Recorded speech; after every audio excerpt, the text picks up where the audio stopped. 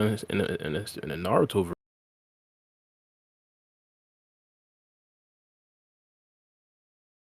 All right, see now I gotta ask if we live. You see what I'm talking about, Black Nigga, I Uchiha? I said get we it. live.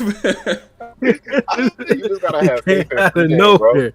Out You of gotta have faith. nowhere, Bro, bro. I didn't I just say, yo, I'm just gonna let you know when we live. I'm not doing a countdown. Did I just say that, Black? You heard me, right? Bro, I wasn't even listening, bro. I was trying to formulate what I was saying, bro. I ain't Oh about to my lie. But goodness. ladies and gentlemen, welcome back to another episode of the Challenger Podcast. They don't Today we're even need an joined. intro no more, bro. They just been hearing this fucking ramble this whole 10 seconds. But they don't even know who we on live with. They don't even know. They don't even know if Bar here. They don't know if Free Game here. They don't know if Black Uchiha here. I mean, they can see our icons lighting up on the screen, so I'm pretty sure they know. But go ahead. Icons. It don't got our names. Go ahead. But You're right. Go ahead. well, the chat essentially just heard the lineup. It's big Bar B, big Free Game, and of course big Uchiha.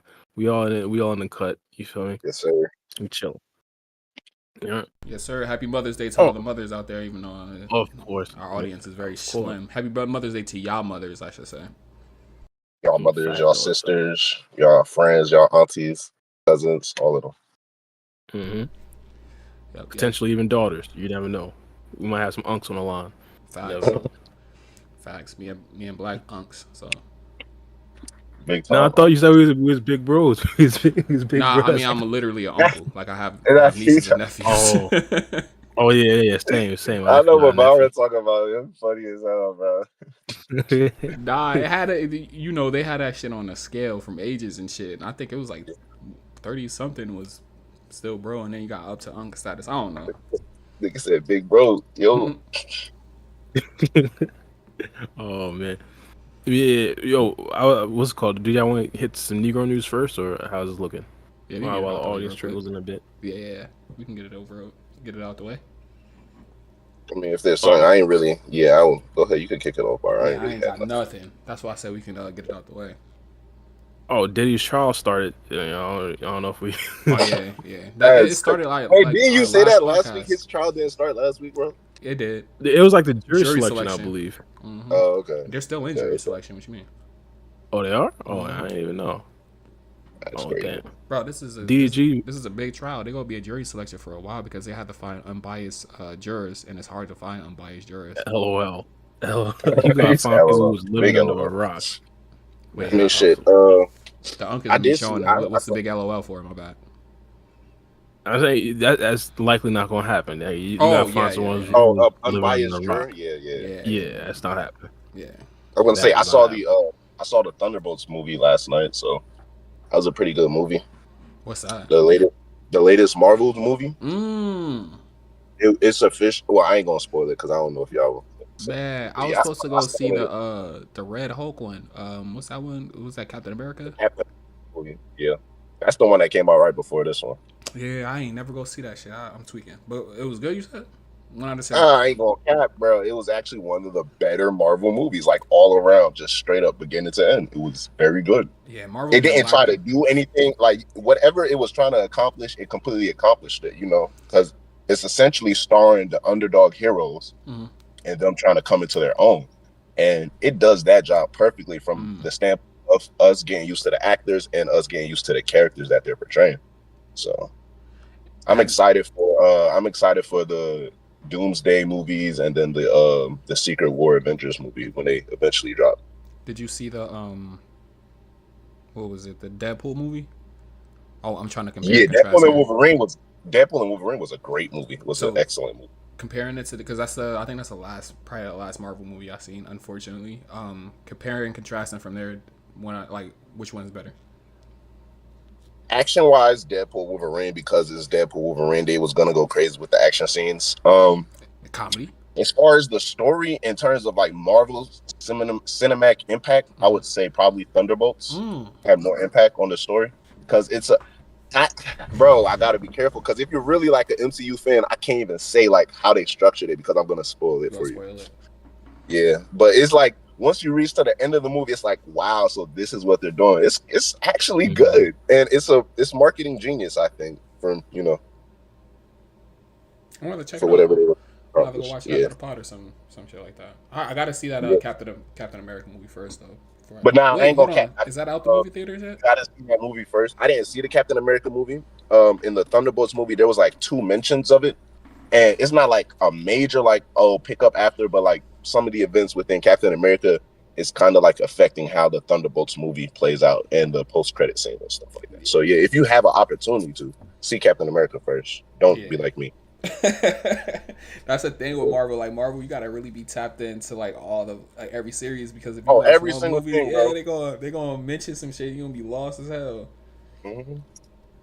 I was able to, because I'm enough of a Marvel geek that I was able to catch some of the cameos. I'm like, oh, that must be from the Captain America movie, because I don't understand that and shit like that, you know. So I was able to pick up some of the cues, but ultimately you should still watch it. I'm gonna watch the Captain America movie. So yeah, like the Deadpool one, you had to be really tapped in to catch on to some of the puns and shit that they was like portraying. Oh yeah, especially on the X-Men movie series, you had to be on a lot of that stuff, and then they did the comics fan a lot of justice, because some things I was like, yeah, especially when they did like not the flashback, when they went into the different timelines to get a different the different timelines. I'm like, all of these characters probably got their own comic books, and I don't know what about. You know the shortest one, the one that it was they had like the shortest Wolverine. You know that's that mini Deadpool, yeah. No. The when Deadpool was going to look for Wolverine in different timelines, and he had that one Wolverine that was like stupid short. Yeah. You know that's supposed to be like, you know that's supposed to be like his real actual height and shit, right? That's what they said. Like the actual character. Yeah, that's like an actual accurate portrayal of what the character is supposed to be. That's crazy. Yeah, I was like, what the I didn't know that. Like the height and everything. Like Wolverine is supposed to be like mad short. Nah, thank God for Fox and MCU. I ain't gonna lie to you. Yeah, because Wolverine my favorite character. That would have ruined it for me. Yeah, your favorite superhero? Yeah, I can't cap. He's my favorite X-Men character. Oh, for real? Yeah, Wolverine top. Bro, like as far as the movies go and stuff like that, my favorite ones. Oh, okay. That's not bad. Yeah, I wouldn't mind. The only time I really seen anything with Wolverine was during that Deadpool movie, to be honest. Damn. Not even one of his most popular movies is like X-Men Origins. Yeah, that's what I'm saying. You ain't never seen none of the X-Men, like none of the original X-Men movies, like none. Or Days of Future. I've probably seen clips, but nah, I haven't really been like that heavy into Marvel like that. To be honest, that's X-Men. That's X-Men. X-Men is different. I don't know. All right. No, X-Men is Marvel. Yeah. I know. I could have sworn it was. I'm saying like the X-Men movies. That was before like we had like the MCU. Oh yeah, that's why I was saying Fox earlier. Yeah. Yeah, well, I kind of lump it into Marvel, but I haven't necessarily been that heavy into like Marvel DC stuff, or even like the offshoots. That would be like kind of conjoined to it. Like I seen like the Iron Man. I seen all the Iron Mans. I seen what's it called? Okay. Those are some of the better Marvel movies. Good man. Mm-hmm. Yeah, I seen the Thors. I seen the Avengers. So that's pretty much it. Okay. I mean, I think you would like. I think you would like if it's like a mashup. I think you would like Thunderbolts, Bara. If you like in a lot of the main movies, because the Avengers is good. You know, just different superheroes, not just focusing on one character where you have to know their specifically, but like a blend of different characters all from the universe fighting for the same thing. So I think you would like Thunderbolts. It's a really good movie. I'm not gonna lie. And I still haven't seen Guardians 3 because I'm hearing people say within the latest I seen that phase. Too. Yeah, I heard people say that was probably one of the best Marvel movies within this latest phase. But then after Thunderbolts dropped, and I confirmed it yesterday, but after Thunderbolts dropped, I was seeing people like crazily ranking it higher than a lot of movies, like even the Doctor Strange movies, the Captain America movie. They were saying it's probably the best movie since Endgame. And I was like, okay. So I saw it yesterday. I'm like, I didn't see Guardians 3 and I haven't seen that new Captain America yet. But if I see those two and I'm still thinking I might accept like Thunderbolts could probably be the best, aside from No Way Home, of course, big Spider-Man fan. Yeah, but aside from No Way Home, could be like the best Marvel post Endgame. But I'm gonna have to see that Guardians movie and see what they talking about.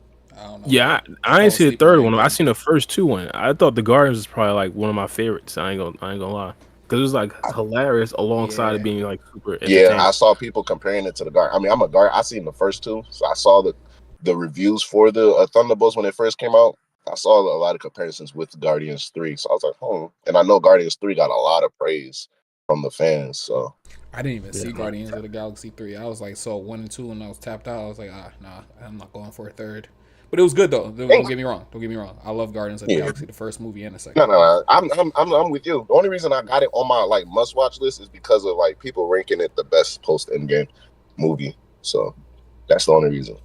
I don't even like Endgame. And then I saw Thunderbolts quick because it was cool. I'm a Black Widow fan anyway, so I was like, yeah, let me go ahead and see what they talk. Oh yeah, facts. I'm gonna have to tap in. But yeah, I don't know if I told you this, Black, but I fell asleep on Endgames, bro. We did last time, I think, because we ranked all of the Avengers movies. Oh, and yeah. you told because you had Infinity War above Endgame, Yeah, which is acceptable. Infinity It's War acceptable, is way better but like than Endgames. it is. It starts off more hype, but Endgame like that second half of the movie, and then the Thanos portrayed in Endgame was just like a savage, bro. That Thanos was just different level Thanos. I'm about to watch it again. I'll probably fall asleep a whole another time. But... Stop it, bro. Stop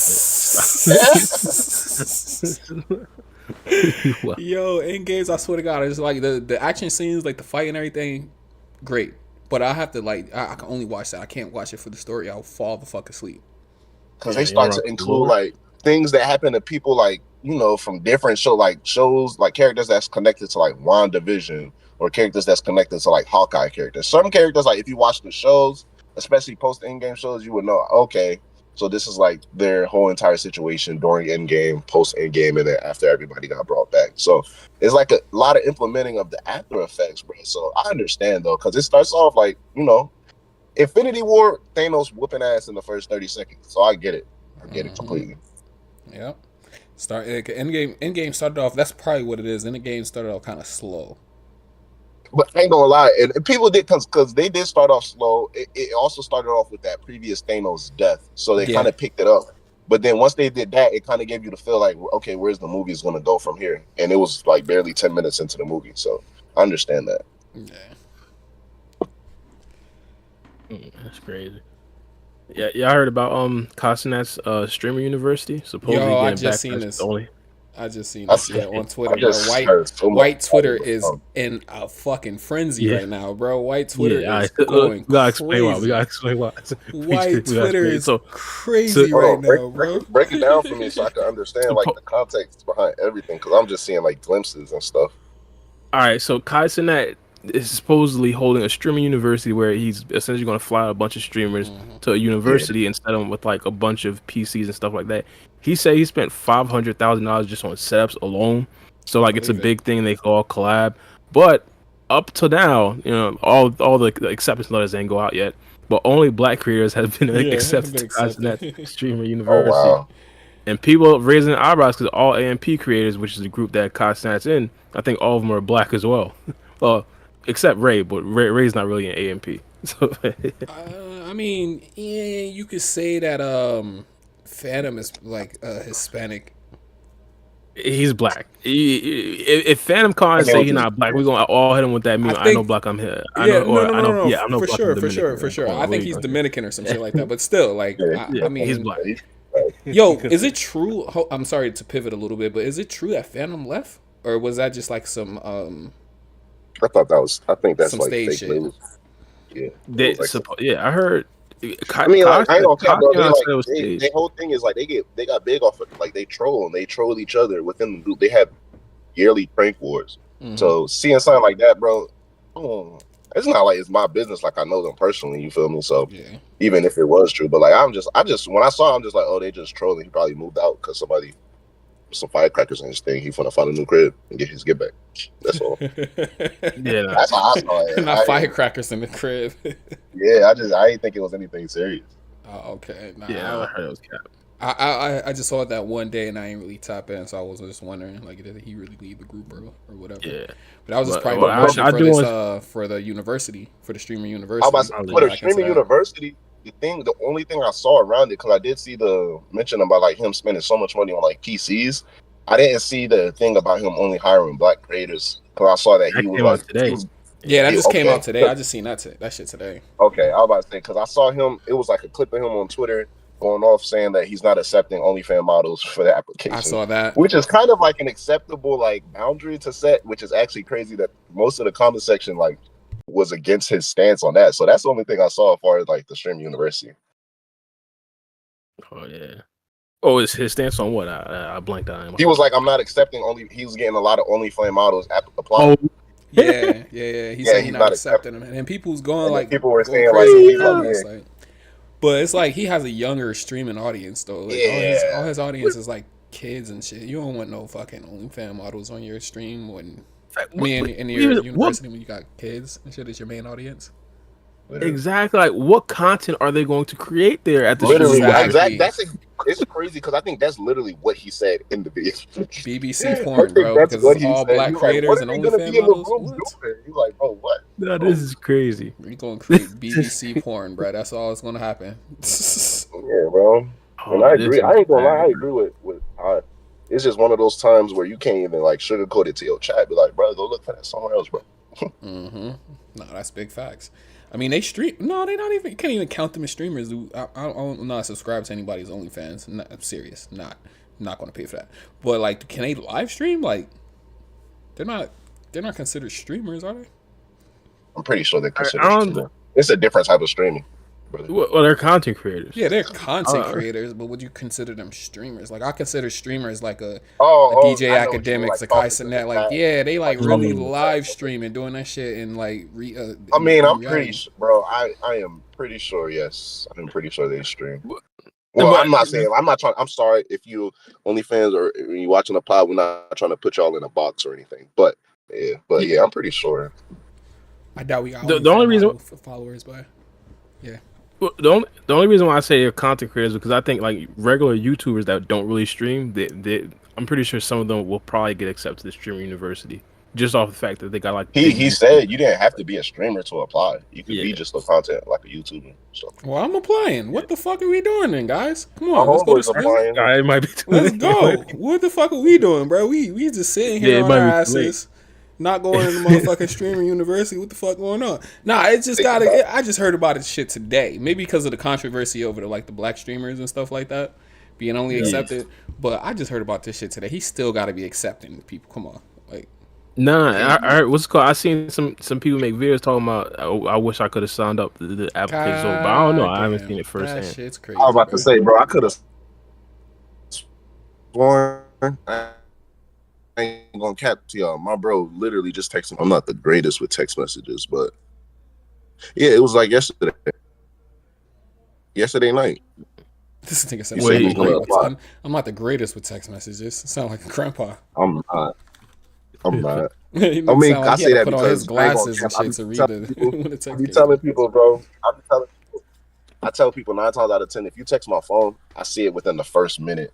Definitely. And 9 times out of 10, I'm not texting you within the first minute, so that's why. Nah, facts. I'm the same way, bro. I'm the same way. Yeah, and I've been like that with females I'm talking to too, and that shit's been fucking me up. No, it's super inconsistent.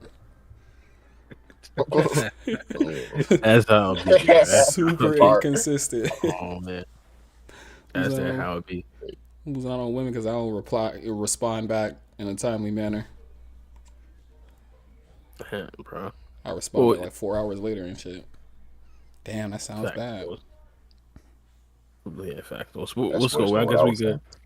I guess we kind of hop into Boruto real quick. Well, the first thing I want to kind of get out the way. Yeah, first thing I want to get out the way. I think the next week is probably going to be the first week of spoilers. So I guess we could give like our legitimate predictions about what we think is probably going to happen in the next chapter. Man, before we do that, am I the only one who just like feels like spoilers fuck up the chapter release? I'm gonna say no. I like the official leaks that they do. I like those little official leaks that they leak those 2 pages before. Yeah. That's it. I'm a fan of everything. Just give me that. But like, I'm a fan of everything. Sometimes when there's too many leaks, like sometimes they leak the full fucking chapter before it come out. Hold on. Nah, I feel that. My thing is, I feel like, yeah. Here's why I say I might not be the best person to ask. I consider the manga to be spoilers. Like I don't think the stuff is legitimately out until it's brought to the anime. So like anything that we're seeing right now, like I don't even look at it to consume it as like entertainment. It's just straight up information. So if there's like actual bullet point spoilers, that's just a different form of information. Mm-hmm. Or even like the full chapter gets leaked, it's just a different form of information. But I the only downside that I do feel is of course the what's it called I feel for the manga writers and stuff like that because they don't always get like the full credit or not even the full credit, just full revenue because some people just go to the spoilers and just never actually look at the actual chapter. That's the only sad part. That is actually, I agree with that. It's crazy people don't read or they watch content strictly just to understand the story. I mean, I'm not gonna beg you to like to support, but like, you know, if you rock with it and you genuinely want to see the thing do better, just at least read it. Like Yeah. officially. Yeah, Even with the text, like even if you read the like, I'm not on the against the text leak. I appreciate the official tech leaks. I think that's all. I mean, as far as like the spoilers go, I'm hyped for the story, so I'm gonna participate within the content, obviously. Right. But I like reading, you know, official chapters, especially when I'm surprised. So, but even if I read a full text leak or the full thing, I'm gonna read the chapter when it drops. Either way, you never know if you're gonna miss some type of translation or just see how it's different, how it might be portrayed or the dialogue presented differently. No, that's true. But to be honest, I've been seeing like a whole bunch of leakers on Twitter. They be getting like slandered, like just because they be leaking stuff. I kind of understand it from a fan's perspective. I do understand people who think like the spoilers kind of ruin the experience because they want to see like all the information come out with the full pictures, with the full context behind it. But Right. I'm just not like that, to be honest. I just want to see if the spoilers could drop a week earlier and I don't get the actual chapter till like a week later. I don't care, to be honest. Like, it don't matter. Yeah, That's the thing, because you're still gonna read the actual chapter a week later, though. But yeah, that's true. That is true. That is true. I'm kind of different like that. Yeah, it is some fans out there that just, as I said, just see the spoilers and don't even read the actual chapter, and that just it kind of ruins the actual perception of how good the chapter could actually be. Because just like, oh, I'm just gonna watch clips about it on TikTok or Twitter and just read the actual spoilers instead of actually enjoying the content that the writers put out. Right. So I kind of get it. Most times, yeah. That's like watching a basketball game and just watching the highlights though on ESPN. That's how I be coming nowadays. But yeah, it's kind of like that. Yeah, you watch the whole game through highlights, which is crazy. Yeah, scrolling through, seeing it, right? It's a whole bunch of nuances you catch on highlights. TikTok or Twitter though. I ain't gonna lie, it's a lot of nuances you be missing. Oh yeah. I mean, it's like it's cool. Like I like the little theories and stuff people come up with on Twitter and like the way they analyze a chapter and the different ways that people like look at a certain situation and shit like that. I mean, that's interesting. Oh yeah, nah, I was more talking about basketball, like the clip of LeBron James talking to the white women talking about some Happy International Women's Day. Now you're not getting that on regular TV, bro. No. I know what you're talking about. Yeah, no facts. What did you want to talk about though, as far as like the chapter? Oh, we saw like predictions for the chapters. Like, yeah, if I give my legitimate prediction, well, first things first, I don't think that Boruto stays. I think this would be like one of the things that we were talking about a little bit earlier was Koji said in most of the futures that he did see, he saw Boruto getting absolutely destroyed by Jura if Jura did actually pull up to the battlefield, or if Boruto helped out Koji and Sarada. But he didn't necessarily say all, so he says in most of the futures. So I think there's a good possibility that in the futures that or this is the one future that Boruto just dips right afterwards. But if I go out on a bold prediction, I say that Boruto does not dip. I think Momoshiki pops out in the next chapter. I think there's a lot of supporting factors behind a potential Momoshiki appearance in the next chapter. I'd absolutely love it. What supporting factors do you have? Well, it's the stuff I pretty much explained already. First things first, Jura is likely going to pull up to the battlefield, and the only way that Jura doesn't beat Boruto if they actually do fight is if Momoshiki appears. Momoshiki is a singularity. I talked about this before, but Momoshiki is a singularity that Koji never really mentioned. Momoshiki has the ability to kind of change the future. So, and of course, I think Koji probably doesn't necessarily look at these potential futures. The futures of if Momoshiki pops out and then battle versus Jura, could Boruto win? I think that'd probably be like the main reason as to why he actually does beat a character like Jura. And even if hypothetically he doesn't necessarily like beat Jura through the means of Momoshiki, that just opens the door for a lot more possibilities. Maybe Kawaki joins the battlefield because he senses Momoshiki pop out. Maybe a whole bunch of other things happen. So I think that would probably be like the whole entire reason, or not the whole entire reason. This would essentially be like the whole entire conclusion to the kind of arc where Jura potentially dies at the hands of Boruto Momoshiki, and maybe even Sarada and Kawaki. Of course, we're not mentioning Konohama. Let's be honest. Yeah. How would you feel though if they like didn't even focus on Boruto, what's going on in the Sand Village, and they like went back to like Kawaki and Amuro? I'd be kind of disappointed, but I wouldn't be surprised. The reason why I say I wouldn't be surprised is because this arc, quote unquote, or this mini arc is kind of finished. The only thing that we're really waiting for is Jiro to pull up to the battlefield, and of course that right there is a big cliffhanger. But the writers could just utilize that as just being a cliffhanger. The actual mission itself, I guess, is kind of over. They what's called not Shinki, Ryu and Matsuri, they're pretty much donezo. So now it goes into a completely different thing. And one of the things, or one of the big storylines that we left off during this actual arc was Kawaki's limiters. So if they just completely focus on Kawaki potentially trying to get his limiters removed, and then after that arc, we find out that Kawaki's making a beeline to the battlefield with Boruto and Jura, hypothetically, if Kawaki did get his limiters removed, I think that would be like a good little precursor to that, to like the final chapter of this arc. Okay. Yeah, I wasn't even thinking about it in that context. That's actually fire. I was just like more so going back to like the focus on Kawaki getting his limiters removed, but I didn't even like think about him joining the battle and that being like the climax of everything. Oh man, I wish. I don't think it'll all happen in one chapter though. That would be crazy. Yeah, if that actually does happen, Kawaki gets his limiters removed and stuff like that, and then goes to the battlefield. I do expect there to be like another cliffhanger. Like the cliffhanger would be Kawaki and Boruto standing on the battlefield like against Juro. Like that would be like a crazy cliffhanger for the next chapter. So like yeah, it would probably be multiple chapters. The only thing I would say though, this doesn't seem like the arc is ending soon. I don't know why, but it kind of feels like it should. Like, it's like we're damn near 30 chapters in. Like, yeah. It kind of feels like it should be ending soon. I don't know. I mean, go ahead. As far as like prediction wise for the upcoming chapter, like everything, well, excluding like the Kawaki stuff for the most part, I agree. Well, I also agree it would be disappointing if they just shift strictly to like the Amato and Kawaki plotline. But I do see a future, no pun intended, where they could possibly kind of split the chapters in half, because we're definitely going to see essentially how the cliffhanger ended off in chapter 21, how it picks up at some point. I'm not sure if it's going to be at the start of the chapter or we're going to end off the chapter with Jura's next move and Boruto's position on the battlefield. But for the most part, as far as like my overall grand scheme prediction, I doubt Boruto is going to run away from this.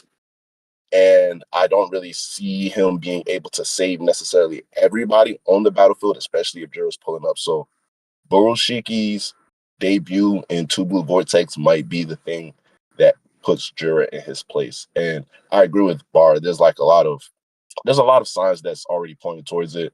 As far as Momoshiki being a singularity, I think that's an excellent point that you brought up. There's too many instances where, Kashin Koji either just like glides over or just completely doesn't even mention the idea of Momoshiki and Boruto's body whenever he's talking about the future. And the only instance we've seen him refer to it was when he emphasized for Boruto to get out of there once Kawaki tried to resonate their karmas, and Boruto already understood it was trouble. So there's something that they were in sync with, because we see that their relationship is frivolous for the most part. They have, well, at least we can say for Boruto, well, and Kashin Koji, they both have trust issues. Boruto isn't trusting completely all of the information that he's either getting or not getting, and Kashin Koji isn't trusting Boruto to completely follow his orders. So there's definitely trust issues stemming between the two, but they were in sync in that moment where they understood Boruto's karma was activating. So Kashin Koji either A, just hasn't mentioned it, like we haven't gotten to a point in the story where he mentioned some type of history with Boruto's karma in the past, but it would be hard to say because Boruto stated that he only activated his karma one time, so then it would have to be a future that Kashin Koji probably saw, and we just don't know it yet because we don't obviously know everything that Kashin Koji currently knows.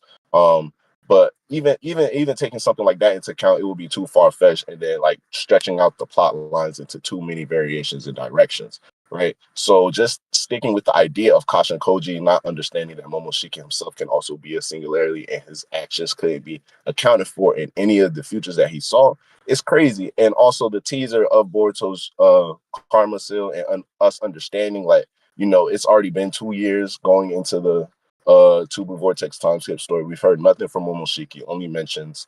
So it's about time, and we already understand that Boruto has no chance against Jura. So unless he pulls out some type of magical, unheard of jutsu that we haven't seen yet, we know that for the most part, no matter how long the fight will drag out, Jura's going to come out on top. So a Burushiki pulling up would definitely be something that I would expect upcoming within the chapters. Definitely.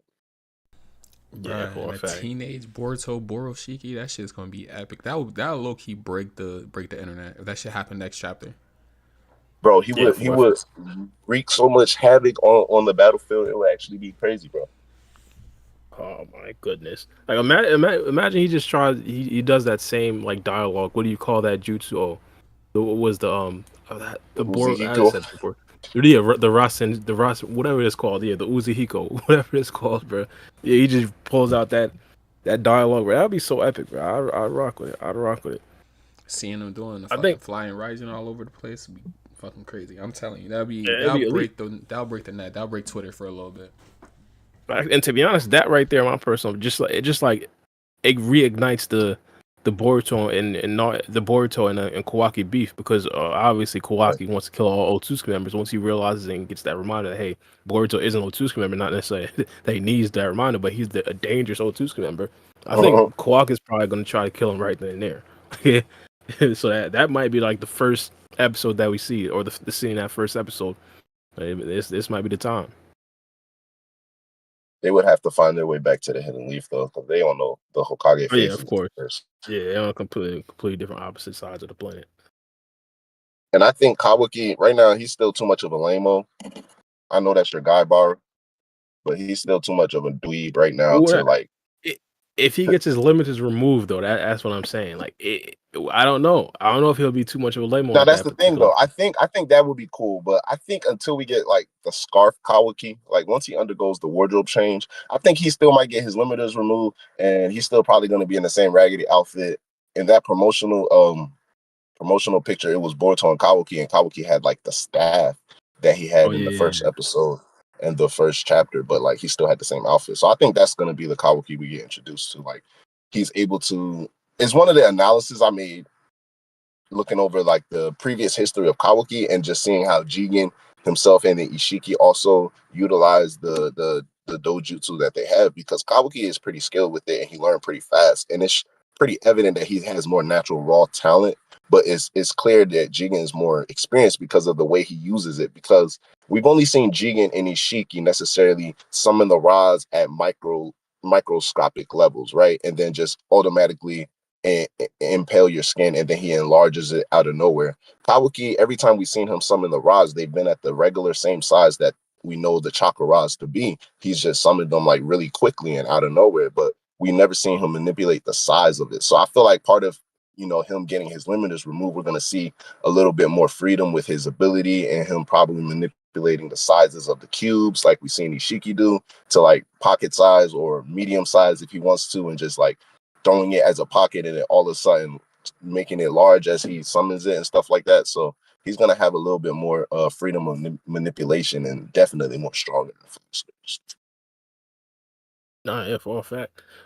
One of the things that I hope they don't do, like at that scene where we're talking about where Kawaki and Boruto are on the stone faces, I hope they don't do a situation where Boruto is like at like 30% because he just got done with like some crazy battle, and Kawaki is just still not as equal to Boruto, but the only reason that why Kawaki could potentially kill him is because Boruto's weakened. Like, I'd be so mad. Like, we see him do that before with Jigen, and back in the past with Jiraiya and Orochimaru and Tsunade. I hope that's not the case. I hope this is not the case. I mean, they both look pretty beat up, honestly. Yeah, true. But again, that could just be like a wardrobe thing. You never know. It could just be thugging. Like, you know how you are when you in the trenches. You don't care about your haircut. You don't care about your clothes. Nah, you just growing at that particular. Yeah, Kawaki basically has bad hygiene. Is what you're saying. You're completely. I'm just saying. Like, nah, like you know how in a playoff some players, they don't cut their hair because they just grinding. Like that could be that. That could be that. That's crazy. But no, during finals week, I cut my hair. Nah, I feel you. I was just like, cut my hair. No. Generally, I think Kawaki just don't care. Even if once he gets the scarf outfit in general, real quickly, once he gets the scarf outfit, he still might just let it be. Like, it might get torn from a previous battle, and he's still gonna be wearing it like 3 more fights later, the exact same outfit. Because he was in the house chilling when Ada was trying to explain the Shinju's and the target, and then he put on his jacket and leave, and it was the same jacket he just got whooped in. It's like, bro, you in your own crib. You can't go to the closet and get something new. You feel me? He got the same musty ass jacket on. It's crazy. Hey, so Jura just did him dirt ball in that jacket. He like, all right, I'm out, and he just put on the same jacket. When he got kicked into the water tower, whatever that shit's Yeah, called. got kicked into the water tank. Yeah. I mean, he ain't really exude that much energy, so that fucking jacket was still pretty clean. You ain't gonna really sweat when you getting your ass. It was already getting tattered and battered from the battles he had with the clogger. The sleeve was already ripped, bro. Yeah, I'm just saying though, like he ain't have that much output of energy, so he ain't really sweat that much. You ain't gotta exert too much energy getting your ass whooped, like, you know. Yeah, I get you. That's great. But in general, but in general though, like if Kawaki himself tries to press Boruto in any way, shape, or form within like the upcoming chapters, and I say that within like chapters like the next 2 to 3, I think it would be.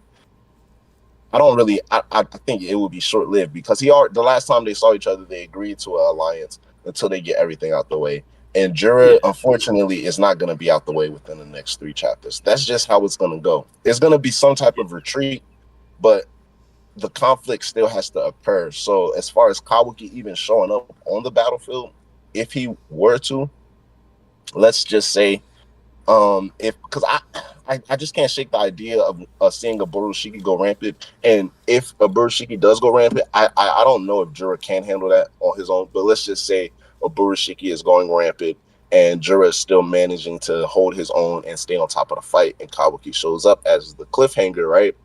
They can still make it work where Kawaki puts first the obvious threat in front of him. Because let's just say for some grand idea, he decides to attack Borushiki. Boruto already made it clear that the current power that he has, which is actually more than everybody within the village, including Kawaki himself, isn't enough to beat Jura, and he's going to need an unlimited Kawaki plus him to take down a Jura. So trying to take out like a Borushiki, just even understanding that they're just it's just not smart, but it's kind of hard when it's like him actually in your face and he's just spamming giant Rasengans and destroying everything. I get that. I really do get that. But the mission at hand is something that's going to have to be important. And with that aside, I still think Borushiki himself would be able to get the job done. And I think that might be the direction they're going to go, because it's not like the previous chapters where we understood, okay, they're leaving off on certain parts of the fight. We can see where it's going to go. We just got to guess in which direction it's going to go, right? But the fight's still going to continue. Right now, Boruto just cleaned up. Sarada did clean up on aisle 7. And it's just the empty space. And we know that Jura is going to make a move. So it's really in the air as in terms of what's going to happen next. So it's kind of, it's really questionable. So quick question. You think Sarada is done for the arc? She doesn't do anything else? That boy says Sarada folded him with his... That's big cap. I don't know, man. I just don't like the way that question was presented. So there's only so I think there should be only one more fight left for this. I don't like how that question. Yeah, because I like how I see that. I like how I see that. That sounded kind of disrespectful. If Jura pulls up, obviously chapter 22, Sarada is still knocked out, so that's gonna be that. She's defenseless right now. She can't do anything, right? And well, hypothetically, if she gets woken up or something like that, do you expect her to be impactful in the battle? I'm like, most likely she might wake up within the next chapter. It's just like a little, she just felt a little fainted. You know, she had to get her little breath together and stuff like that. But once she gets back up, I think I'm not saying she's going to be out here piecing Jura. I already made my stance. I think she can really do dirt on any of the Shinju, excluding Jura. But even then, I don't know if y'all saw what I saw in chapter 21. But Jura saw his man getting done dirty, and he wanted no parts of Sarada when she was up and active. It's obvious he's about to pull up. You say you folded that man clothes with him still in it, huh? I just say it's obvious he's going to pull up now that he sees that Sarada is out the way. So that's all I can say. But even with that aside, she's not about to wake up and just start putting the pause on Jura. Even if she does, of course, it's something I would love. But Jura's main focus is going to be Boruto. I think he still appreciates the culture of Konoha itself. So he might treat Sarada, Mitsuki, and the others as like, not assets, but just like, I mean, y'all killed them, but like they were trying to kill y'all. So at the end of the day, you feel me? He judged Konohama versus Matsuri fair and square. He was like, Matsuri folded, but then Konohama had the opportunity, but he folded. You feel me? He was a fair and square judge. So I, I understand that for the most part in his character. So I don't necessarily think that the others may be in danger unless Jura develops, because he's still evolving as an entity and his conscious and his knowledge that he's attaining. The idea of understanding Boruto's weakness, which we've seen showcased in chapter 21, which is he's not gonna pop out, of course, when Jura wants him to pop out, because Jura's looking for him actively. He's sending Shinju out to look for him actively. And Boruto is choosing time and places when to show up. But it's been clear, especially as of chapter 21, Boruto isn't going to let any of his allies die or their lives be in danger, especially at the hands of the Shinju. So that's the premier opportunity to draw Boruto out and finally take care of the job. So if perchance Jura does even pull up within the next chapter, which he most likely will, and just to say Boruto decides to try to fight him, it can even be the thing where we misunderstood. Maybe Kashin Koji's whole thing was Jura might still be able to figure out a way, regardless of how much power Boruto may be able to attain, to take down Boruto because of all of the weakness he's able to understand that he has. So putting the lives of like Mitsuki or Sarada or even what's the old boy name, not Yoda, Araya in danger, holding them hostage, pulling up to the battlefield, and probably trying to finish the job on Konohamaru might be a way to get Boruto to get put in his place, simply like his father, where we see with when he's pulling up on the battlefield, Momoshiki and Code automatically knew, oh, bro, he's strong, but at the same time, he's a softie. Watch this, boom. We got Shikamaru at gunpoint. Don't move, don't do anything, and listen to everything. And Naruto did that. So, like father, like son, essentially, if Jura can figure that much out. It's possible. I guess I wouldn't necessarily say like Sarda would be kind of useless. Here's the thing: I feel like the only way I could see Sarda potentially helping is her utilizing the gravity thing to kind of slow Jura down. But even though still like that would kind of put Sarda in danger. Like, all Jura gotta do is snipe her real quick. But that's like the only way I could kind of see her like assisting Boruto. But again, as you said, that would involve her potentially waking up, potentially even still being able to use the Manga Kill Sharingan. So yeah, it's a tall task. Yeah, I kind of agree with that. It's a tall task. Yeah, facts. As far as her just waking up and putting the paw straight on him, I don't see that. But like how she did with her and Boruto versus Hidari, I can see a situation where she assists Boruto versus Jura, because we know Jura likes to take to the sky. So now that we understand Sarada can take to the sky, Boruto can take to the sky, the advantage will still be there. And even if like I just know that Jura is naturally stronger and stuff like that, but we understand how gravity works. So like projectiles, I don't even think once they enter within the vicinity of Sarada or any type of trajectory of a black hole she manifest, like it's gonna get absorbed regardless of how fast it's going. So, but I don't know, like, if it's gonna be something so cracked where the answer is simply gonna be like, yeah, Sarada is just simply that strong enough to take down Jura because of how hex her jutsu is. So there's obviously gonna be a way around her gravity, and it might be Jura be the one that's strong enough to exploit that. So it's could be something as simply him flexing his chakra strong enough to outmaneuver or make himself move out of the vicinity that she's able to manipulate space, and then probably figure out some type of way, shape, or form around it somehow. But like I said before in the past, bro, to me it seems like it's just the chakra exhaustion. So even if she wakes up, she just might not be able to use the gravity manipulation, and that might be the nerf right there. So it'd be like, well, if she was able to use the gravity, Jura would have been able to, this, and that, and stuff like that. So she might be able to wake up, use her Sharingan, but she's like, I used too much chakra in the right eye. Who knows? We might see what the triangles do. She might be able to say, I can still use Mangekyo, but I can't use the black holes, but I can still use these triangles, and they introduce that ability. Or they might simply introduce her sage mode, her Susanoo or something like that, right? And she able to do like the body armor just to protect herself and like the allies that she has around her, similar to like how Sasuke would do. You feel me? So it could be something simple as that, but like still a significant role.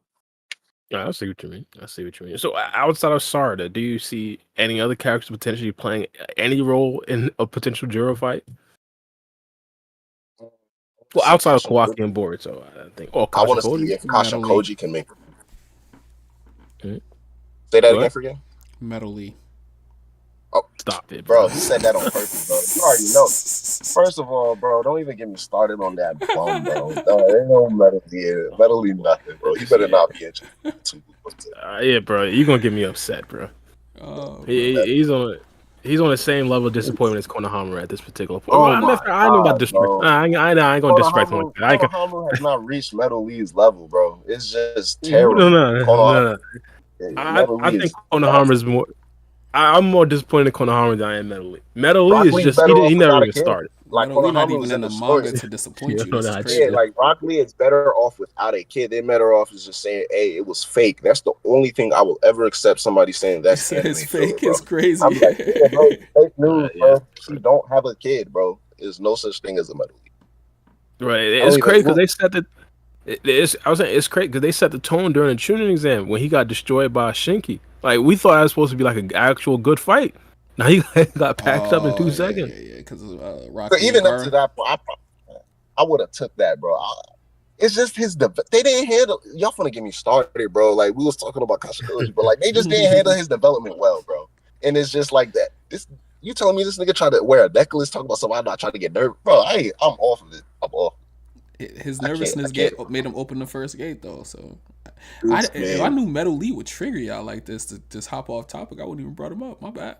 Nah. Metal Lee, he's trigger worthy, bro. He's trigger worthy because his lineage is elite, bro. We talking about someone who pushed Madara to the limits. Rock Lee even kind of disappointed me too because we never even seen like the 7th gate from my guy yet. But that's top 4 different Rock Lee is questionable. Yeah, you can. I understand somebody say Rock Lee is a fraud. I don't argue against it. I appreciate Rock Lee's character. I love Rock Lee's character. It's cool. But for me personally, I'm like, bro, that cannot be his son, bro. No way. Nah, that's cat. Even Chocho, I appreciate Chocho as Choji's kid, bro. Because like what she brings to the story is what she brings. That's Chocho. You feel me? And we see when Chocho could get serious. Chocho gonna get serious, bro. But like, bro, I'm done with Metal Lee. There's no way. Yeah, for a fact. Speaking of Rock Lee, though, what if he come into Blue Vortex, flexing the 6th gate? Start coming out kicking ass and shit like that. If he even manages to get in the vicinity of Jura, bro, I will publicly apologize. I've slandered this man's name so bad within the years, bro. I will publicly apologize to him on camera, bro. I will be like, yo, I'm sorry for. I'm not even gonna say those type of words now because he don't deserve it. But y'all get the gist. I would apologize. But that's not gonna happen. Well, yeah, likely not. A quick question: What was the lore behind Rock Lee? Can he not utilize chakra, or can he not He can't mold produce chakra? He can't mold it. He can't. Yeah, he can't mold it into ninjutsu. He can use chakra to just like make himself stronger and faster, but he can't use ninjutsu or genjutsu. I had like an unfinished theory from way back in the day that my guy Rock Lee could potentially learn the Byakugo seal and be able to use the 8 gates like at will. Is that well? Since he can't mold chakra, it would be akin to him like being able to manipulate it to a certain point within his body. So he probably wouldn't be able to do it. Yeah, probably not. My thing is he never really uses chakra, so like him like storing chakra would be like the easiest thing in the world. like it wouldn't even be like a chore like with Sarada. Like he just never used the chakra. Yeah, I mean he has a stockpile. It's there. Whenever he enters the gate is when he releases the most chakra. Honestly, I don't know. Can he run on water? Yeah, he can walk on water and stuff. Well, he may be able to like redirect chakra into like a. He actually then that's a good point. If he can focus it at his feet, he might be able to focus it at a point and learn the Byakugo seal. But Byakugo seal is literally the pinnacle of chakra control. So it's only Tsunade, Sakura, and then season the other girl that age. She was like one of the best chakra controllers, and she couldn't even learn the Byakugo seal. Only Sakura learned it. That's true. Yeah. But he should have found something. Like Rock Lee shouldn't be a ghost. Like after like how long? Like I don't even know. Like when was the last time we seen him? Probably last time we seen him was probably like the tuning exam, right? Bro, no.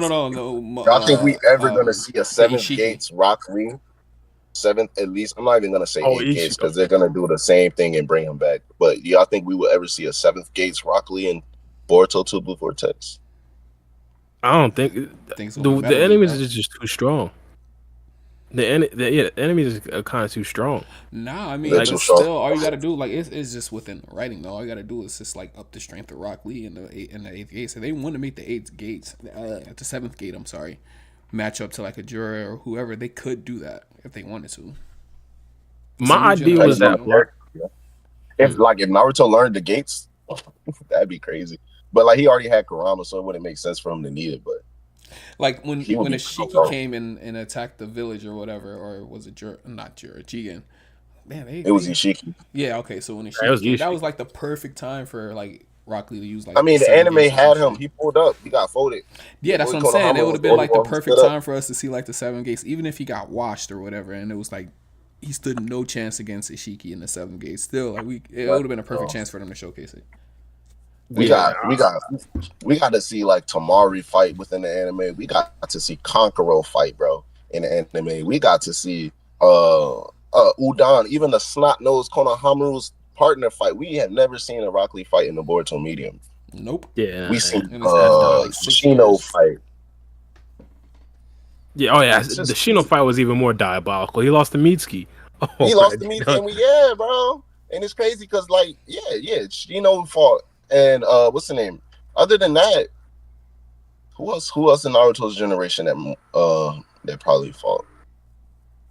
I think it's only just Rock Lee because Rock Lee and Kiba. Other than I think there was a anime only. But even then, Kiba still had his own anime only episode where we saw him utilize his ninjutsu and stuff like that. So everybody got action but Rock Lee. It's kind of crazy, but I give him a pass because they started doing him dirty in Shippuden.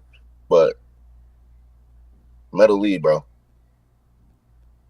They started introducing like pills to the anime. Metal Lee got anxiety, bro. They can introduce Xanax to the verse, bro. Exactly. He just pop a couple bars and he's like he like Drunken Fist Rock Lee at that part. Honestly speaking, within the realistic verse of the two blue vortex medium, right? Because we already seen Team 10, and now we see they're gonna start utilizing Himawari. Sumire is there. Outside of that, bro, like they might bring in. I'm gonna be real, like they might bring in Denki. You might see Denki in the manga.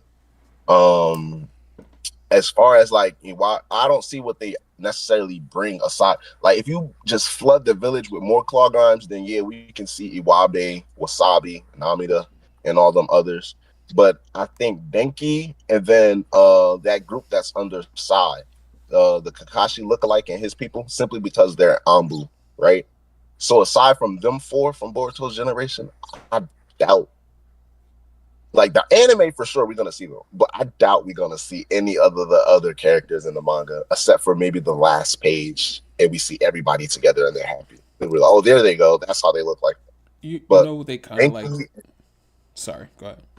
No, go ahead. I didn't mean to cut you off. Like I was just gonna say, it's kind of crazy that they like kind of dropped the ninja tech idea. That was like a big thing in the beginning of the Boruto, and it's just like it's not existing. I mean, it's kind of like because Amato took over, bro. It's like Amato's technology, bro. All these cyborgs running around.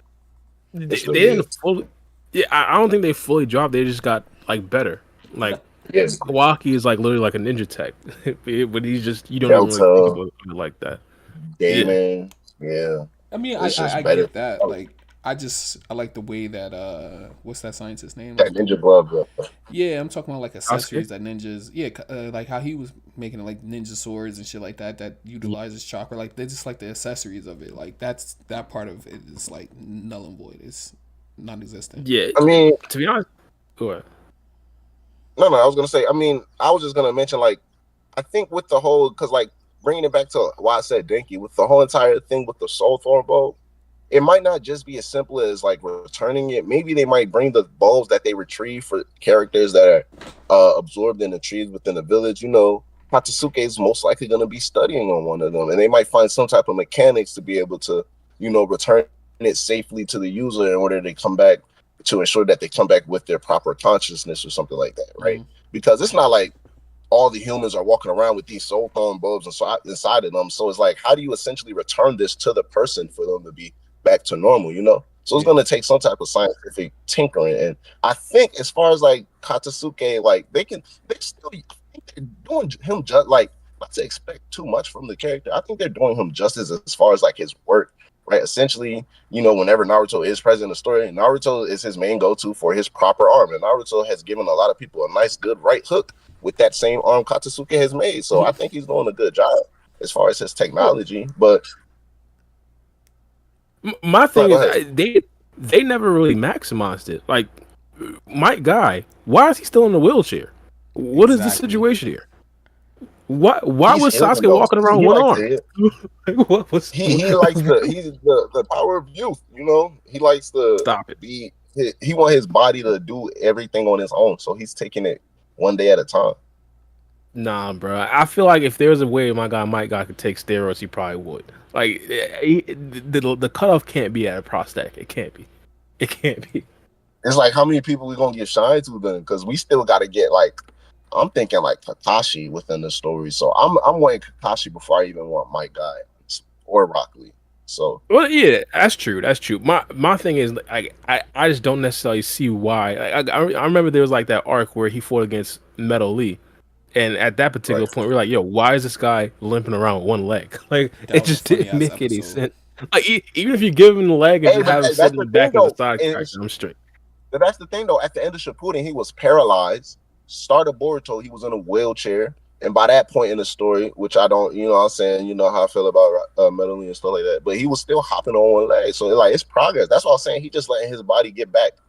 He trained enough to where his body's naturally strong, where he can naturally recover from that. It's just taking time. What's it called? My guy, what's his name? No, it is a model. The scientist. Yeah, what's it called? Yeah. They got what's it called? They gotta make him like one of them Delta legs, bro. Have him be able to fly off of it. What's the problem? He's probably like Sasuke. Like Sasuke didn't want his arm back for whatever. He had to redeem himself or some shit like that. Or it reminded him when he was a criminal. Some shit. I can't remember what it's like the proper context around it. But like there was a reason why Sasuke didn't get his arm back. Yeah, no, it's that whole redemption thing for Sasuke. Yeah. For him to remind himself. Which is fucking weird because, nigga, you got like crazy ass threats coming to the earth and shit, and you want to just like redeem. You still talking about redeeming yourself? Get another arm, bro. Bro, talking about, hey, bro. He was like, hey, bro, Ninja played with the cards he dealt with. He a real ninja, bro. Yeah, that's a real. Yep. He like, hey, man, they took him away. A real stupid ninja. I mean, essentially, what character you want to see be brought into the current situation outside of like Boruto and Kawaki? Oh yeah. So I was like Kashin Koji, and then Free Game said Metal Lee, and then we started talking about it just triggered everybody. Wow. Actually, wow. No, but but going back to that, I was saying Kashin Koji. I was gonna say Kashin Koji because we've been seeing a lot from him, which is true into Blue Vortex, but I want to see him like in action. So it would be interesting to see if he makes a move, right? So aside from the Borishiki Rampage, one of the first things I did think about like how this situation can even be rectified would be like a Kashin Koji sacrifice, and this would be like his last resort to where he would just have to hope Boruto will follow the path of the future that he sees that he sacrificed himself in, or to like ensure that they defeat the Shinju down the line. So this might be the moment where Kashin Koji is trying to absolutely avoid using this possible scenario at any point given, but given this current predicament and Boruto's actions, he has no choice. So we might see Kashin Koji reverse summon and pop up. Who knows if he does have a frog on the battlefield that we've seen. It could be playing dead. You feel me? So he could reverse summon to the battlefield, show up there, and sacrifice himself to save Boruto, give him some last instructions. But I think his implications in this story with a more hands-on approach, aside from like the type of overseer job that we've been seeing him have within these last 2 years, I think a more hands-on approach would be like so much better, especially for like Kashin Koji fans, for myself. Yeah, I wouldn't mind that either, to be honest. I wouldn't mind that either. To be honest, one of the biggest debates that I never really got to end was specifically how strong is Kashin Koji. I thought him fighting against Ishiki Otsutsuki and being like one of the only people to actually damage him, or at least land a hit on Ishiki Otsutsuki, was like a crazy feat. To the point where I even said that he might even be stronger than Naruto and Sasuke, like peak versions. I never got to be proven at least even like a monicum correct, because he just disappeared after that. Like, that was the only battle we got to see from Kashin Koji. I would say as far as that Ishiki battle, people do downplay it because people don't realize, like, he didn't even use Sage Mode until Ishiki popped up. That was the first time he activated Sage Mode. So everything that he was doing against Jigen, mind you, it was a 10% Jigen, but it was a non-Sage Mode Kashin Koji as well, and that was just him operating. You feel me? And then once he saw Ishiki, he activated that Sage Mode, and we know Ishiki was stronger, but they was going blow, like you said, Bara. They was going blow for blow. Pause. But he was up there, and it was like he had a strategic plan. Obviously, it didn't follow through because Ishiki had the means to counter it with summoning those giant pillars. But without said means, like, he had a solid plan to take out a Ishiki level opponent right then and there with the fire and the giant Rasengan. It was like, bro, choose your death. It was pretty tough. It was unfortunately against Ishiki though. Yeah, man. I think he likely did get stronger over the time skip, so I can't necessarily say it's a 1-to-1 even if he does fight. But I just wish I was at least got a different reference of like power scaling Koji. Because even back then, remember how we were thinking like Delta was like, she wasn't necessarily like as strong as Naruto, because obviously Naruto wasn't trying to use that much ninjutsu in the battle. He was fighting in his backyard. But the way that he talked about beating, or the way that Kashin Koji talked about potentially being able to beat Delta, it's like she'd be like a toy. like she wouldn't be a challenge. This is when it was obvious. Yeah. Now I was about to say, I was gonna give like a timestamp for the audience. This is specifically when Amato and everybody was like finally enacting the coup against the Kado organization. Yeah, Kashin Koji just about to put Delta down like super quick, super demure. Like it was crazy. I feel like he might have just summoned a frog on top of her or something like that, destroy it. But I think he could have disposed of her pretty easy, and he likely wouldn't have held back because he was trying to get her out real quickly, so it would have been quick. So, yeah, but like I said though, it's that Sage Mode that let us know he's already up there. I just don't know. Like, do y'all think Kashin Koji could take down a Shinju in a battle? Like, aside from Jira, could you see him taking down a Ryu or possibly a Matsuri? I have to say yes, because just because Sarada did, I have to say yes. Like, wow. Originally, hold on. Before you continue, what do you mean by that though? I don't think Sarada is like. I have trouble believing that Sarada is past peak Sasuke. Okay, the truth is coming out. That's cool. You get it. Keep on. I feel like, again, people don't see the magnitude of the situation until we start to invoke like legendary names. Like peak Sasuke is like leagues ahead of peak Madara. It's like, right. So we just conceding the fact that Sarada is just leagues ahead of Madara, like peak Madara. Like, yeah. I don't know. Yeah, Madara. I've had this exact debate on my channel like within the last 2 weeks. They went completely back and forth, and I'm happy it was a back and forth because there was people competent enough to understand that Sarada would wash the floor with Madara. It's simple. Holy, especially you hearing this? Hirume Sarada is gonna wash the floor with Madara, and it's crazy that that's even a discussion. But you feel me? It's just simple. But hey, if it's simple, give us some reason why. I just want to entertain this idea real quick. I mean, in a more respectful way, because Bara said, "Oh, because Sarada beat Ryu, Kashin Koji has to be strong enough to beat a Shinju." Like, she folded a Shinju, and she's right now the only person aside from Boruto. Well, we got to see Matsuri's Soul Thorn, but like, she killed the Shinju. She's the Shinju Slayer. She got the first one and done. You feel me? As long as Jura doesn't pull up and retrieve Ryu's Soul Thorn, Ryu is out and gone for good, and nobody was able to get the job done but her. And we already understand Ryu is a Ten Tails clone.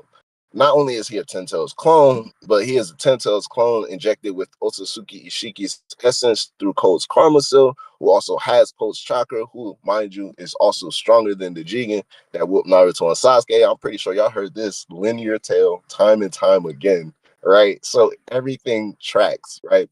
And then people don't like to hear this. When I say people, I mean all 14 of you Code fans, that Cold got smashed up like a rag doll by Ryu, and he really got sunned by Ryu. And it's that's crazy work. It's not no crazy that like he couldn't do anything once he got a hold of Cold with his Iron Sand. So now we understand that. Wait a second. Let's go. Go. My thing is, there's a heavy possibility that, again, Sarada's Mangekyo Sharingan abilities just perfectly canceled out Shinki's Sand. That's a heavy possibility. Cold wouldn't be able to do that with his claw marks. So, How like, can Cold that's move against like gravity though? Like even Cold is he's getting done exactly like Ryu. I'm sorry. I'm not well, gonna make the argument. Oh. Cold has the ability to. Well, first things first, we never really seen Shinki like directly try to like move against the gravity with his own body. His sand for sure, and of course that's an argument. Maybe his sand even moves with more force than Shinki, so that's a good argument. But on top of that, Cold has the ability to use time space ninjutsu, so he'd have ways to kind of escape the gravity. The claw that grind Shinki that doesn't. exactly how Ryu tried to summon the claw grind through his body. He moved his hand, and Sarada saw what was happening, so she increased the gravity, and his hand literally went back up in freeze position. It's like she can see what's going on and just stop that, right? Because he tried, I don't and know if that's essentially Cold's jutsu, the claw marks. So like we've seen Cold jutsu been rendered useless time and time again. That's preventing him from being able to travel through. So it's not like an impossible feat. And you're telling me like even if he gets encased, and mind you guys, it's like it's only her right eye, so we don't even know like what she can fully do. But once he gets caught within like the gravity's atmosphere, like there's nothing he can do aside from float and get absorbed, like we saw what happened with Ryu. And he has nothing to anchor himself. Once he gets into midair, he's gonna be spamming claw marks, who knows where. He can't reach them. Like he can summon a claw grind like Ryu did, but once we saw what happened once Ryu tried to do that. So like Cold is he's getting the body, bro. My thing is Cold is a little bit different. He could summon the claw marks differently than just a regular Shinju. Like remember, he could just like use his arm or his nails and just scratch midair to like put claw marks anywhere. But even with that, Ohirume Sarada was able to react to a situation where Hidari, with the flash of his Rinnegan, which is quicker than you like swiping your hand, mind you, a flash of his Rinnegan, he summoned like dozens of claw marks around around Sarada and Sumire, and he tried to Chidori Sarada out of existence, and Sarada was able to react in that situation. She couldn't guess which claw mark he was gonna pop out of, but he summoned, and that page showed it like at least Ikimoto drew like at least like 10 to 12 claw marks. So he summoned a lot. So, you know, in the anime, they're going to spam it. And he popped up, tried to Chidori her, and she reacted. So it's not like he can surprise her, even pre-Ohirume. So post-Ohirume Sarada, like, bro, it's GG's. Well, my thing is, that's like a different level of handling, though. Like, she's reacting with her own body, not necessarily using the gravity to react. We're not entirely sure if the gravity reaction would be like the same as like arm Well, then reaction. that's the thing. So that's the point. So she would be quick enough to even react with her body. So then you implement the gravity. There's no movement in general aside from if she wants you to float or not. So any type of projectile like attack is going to be rendered useless until we see otherwise. Well, not necessarily just Code attacking Sarada. We're just talking about the escape. Like how would Code potentially escape like the gravity? Hypothetically, if Sarada wants to like throw him or hurl him into one of the orbs, like he just used on the claw marks and just put a claw mark on the orb and just dip like that. I think the orb would literally absorb the claw mark, bro. I don't think so. I don't think because like it just how would it not apply? You have to attach the claw mark onto something tangible, and we've seen like the orb it's not something we've seen before within the Naruto verse. Like it's not something you can grab or touch like the Chibaku Tensei orb that we've seen Pain summon and stuff like that. Like it essentially stretches out like limbs once Ryu got close enough to even come in contact with it, and then it wrapped around him. So like I don't think you can even touch something like that. Anything that it's essentially a orb that leads you into a straight path of nothingness, bro. Straight destruction, straight implosion. I get your point. I understand where you're coming from. I think we need to see way more from Sarada to just be putting her above characters like Cold. Like again, Cold is significantly I ain't gonna say significantly, but he's stronger than Jigen. And Jigen took down both Naruto and Sasuke. He is significantly stronger than Jigen, and we've seen him get yoked up by Ryu, bro. We seen this with our own two eyes, and then Ryu was like, "Bro, Jura, can I kill him the next time I see him?" You feel me? Well, Ryu himself is kind of delusional because he thought he'd be able to kill Sarada. We kind of know that. My thing is, Cold in that particular situation he was in the same situation that Boruto was in when he essentially pulled up on the Shinju. Now, Boruto himself could have probably taken down multiple Shinju, but he understood it probably wouldn't necessarily be the smartest thing. Cole could have kind of be like in the same exact situation. Even in that situation, Boruto handled himself and he got out of there. Cole lost an arm. He was excused. But Come on, that like was that's a against. big difference, bro. But that wasn't the smartest thing. Kashin Koji was essentially yelling at him the whole entire time. I think the only reason why Boruto stayed is because he wanted to see Sasuke, or I guess in this case, He Hidari. wanted the smoke. That's exactly what happened. He saw Hidari and he grabbed his sword hilt, which is like people don't realize how that fight went down. Boruto wanted to stay and piece it out with all of them if he had to, because at this point, I don't think he wanted to. If it wasn't for Kashin Koji, he would have stayed. If Cole would have been like if the Shinju would have started attacking Cole without him agreeing to help, and he saw that Cole was actively fighting against the Shinju, I guarantee you Boruto would have stayed and tried to wipe all of them out right there with Cole, and then he would have proceeded to wipe out Cole. Well, yeah. If Kashin Koji told Boruto, "Yeah, you're free to just do whatever you want to do in that particular dimension," I think Boruto, or even hypothetically Kashin Koji wasn't there, Boruto would want to actually fight it out with all of them. My thing is, it's smart to not. And Code probably thought the exact same thing. And I think the only reason why Boruto stayed there is because he wanted to catch a glimpse of Hidari. He wanted to actually see if Sasuke was reborn or Code figured out it was smart. He figured out it was smart after he attacked them, because he lost the arm, and then he was like, maybe I should stop trying to use force. And then they just started on talking. I do want to go back and rewatch that manga. Who took his arm? It was Jura. He tried to he placed a claw mark on Jura's chest and tried to rip his heart out, or you just rip his arm through his chest, and Jura shot his arm off with the Bijou bomb. Yo, this man cold, bro. And then they were laughing at him, and Bug started laughing at him and said it was disgusting or something like that because he was bleeding everywhere. And then he was just looking around. He literally looked around the room, and he covered his arm with his claw marks. And then he was like, "Okay, let's make a deal." But he was like, "All right, I'll do your dirty work for you." In a way, the same thing could have happened to Boruto, where he just attacks Jura first, and then he just gets destroyed. Like it could have happened to Boruto as well. But my whole thing is, though, it ties into like, if we really pick in all the in betweens of the story, Boruto is, according to Jura, Boruto is going off of Kashin Koji's word. Mind you, yes, Kashin Koji can see the future, but Boruto himself is going off of Kashin Koji's word that this guy Jura can kill him. So he's avoiding him at all costs. He's never gauged his strength for himself.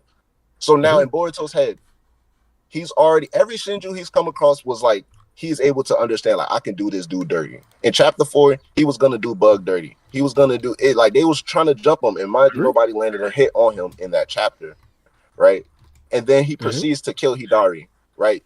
He's getting taken out randomly. He understands, okay, that has to be from Jura. It was from Jura. So, okay, I guess that's a glimpse of what he could do, but like, you still got to see the man, you know? He goes down the line now. We see he understands. He just took out Matsuri before she could even finish his first name. Mind you, it don't even got like 3 syllables. Like, so in his head, like, these Shinju are very able to be dealt with, but according to Kashin Koji, I can't deal with Jura.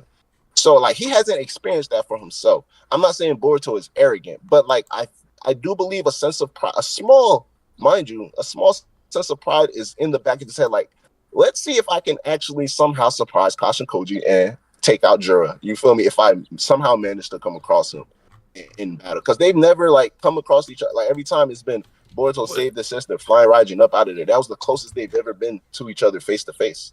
Aside from chapter 4 when we were talking. But in a case where Cole got absolutely embarrassed in that dimension, like, you could argue like that's a good thing for Boruto that he didn't attack Jura or even gauge Jura's power at first, because he looked absolutely terrible, and we probably got like a false sense of power from all the Shinju at that particular point. I mean, I think it worked out exactly how you should have expected it. Well, like, because Code is their creator, so it still can come as a surprise. But like Jura, Jura was getting tested. Code tried to literally put his arm through his chest and make them succumb to him, and Jura shot his arm off. So it's like, bro, chill. I'm chilling right now. Hands in my pockets. Me and my siblings, we out here. Like, chill out, bro. You doing too much. Shot his arm off. He was bleeding. So it's like Code. And then he was yoked up. He couldn't. He asked Ryu to let him go. Like, come on, bro. I'm trying He to was like, find that bro, chapter. like I couldn't breathe, bro. So like even going way back to the original point, it's like Sarada is standing like she's standing toe to toe against Ryu, mind you, already. Um, and we understood like we understand what half of her Mangekyo does, and I should really even say a quarter, because now we got to see like how strong her Susanoo turns out, like how strong her other eye ability turns out, and then if for the right eye, if we even seen all of the abilities, because I still like advocate for whatever those triangles we seen floating behind her, they have to do something, because I don't think Ikimoto just drew that for the aesthetics. If he did, it's a great shot. But like, what are those triangles behind her for? Like, what's going on with that, right? So there's so many questions behind her power. But even with all of those questions, bro, she essentially no diffed Ryu. And I was thinking about this earlier as I'm like getting into my space to get ready for the pod, because I'm like, because like I mentioned, everybody was on my comment section. I had a post, Sarada's running a gauntlet. For some reason, Madara was the main character that people had a problem with Sarada getting past, right? Even with Kawaki on that list. It's the names that people are just It's the name, and that's people get. essentially all it is. That's why I'm explaining. Yeah, that's why I was trying to tell them, like, it's essentially just the name of Madara. But I think it's Like good. that. But I like invoking the name because it puts into perspective. Like these are the characters that we're saying Sarada is above. Code is clearly above Madara. Shit, Ryu is clearly above Madara. Exactly. But Exactly. well, my thing is, it's highly possible that Sar's abilities just perfectly matched up with what Shinki wanted to do. And hypothetically, if Madara, with all of his hacks, fought against Sarada, maybe Madara wins. Like, what does she do against the Limbos?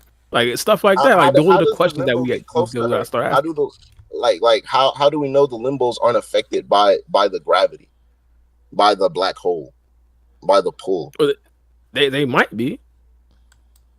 But Like the same thing. exactly. And even But without that out the way, which is what I was gonna mention, is like when I was thinking about Sarada and her fight with Ryu earlier, I was like, what's also so hard about it, and I would concede to this fact, is because she didn't lift a finger throughout the whole fight, and she no diff the Shinju. So it's hard to even put that picture in your head, because when you go back to chapter 21, it's not like she didn't throw a single punch, she didn't take a step, she literally rose into the air and got rid of this man Shinju with a monologue, unprepared at hand. So it was like a real life hacks, no diff. So it's hard to gauge. Now you're just essentially matching up her power that we've seen displayed with others' powers and abilities, understanding how they work.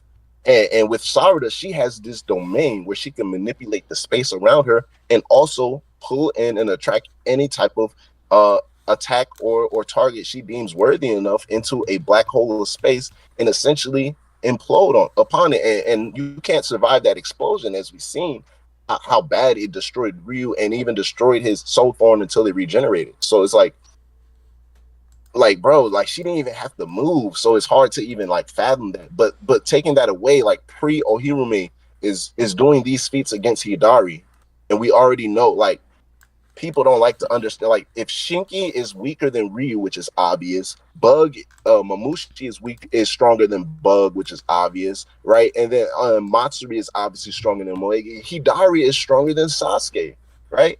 So we've seen what she's able to do and react to these feats against Hidari. And I'm going against, like, it's the Sasuke. Obviously, it's the Sasuke that's got absorbed. So we got a one-eyed Sasuke, which is why we don't see a Hidari with the Rinnegan and his Tomoe. Why? Because Sasuke doesn't have that anymore.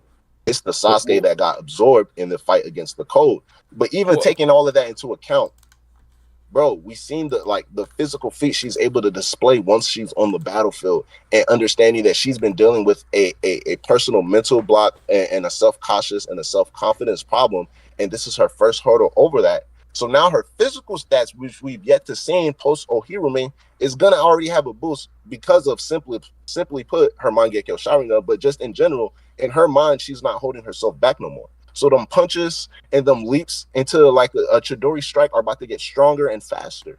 So it's like, bro, these Naruto Shippuden era characters is no go. And I justify it by like Madara lived his life and he died. So we're talking about everything that we've seen Madara do within his lifetime. If he were to live within Boruto's time frame, I do think Madara would have been the strongest Uchiha of all time. Let him still be alive, but he's not, and that sucks because now Sarada is reaching heights that he will never see.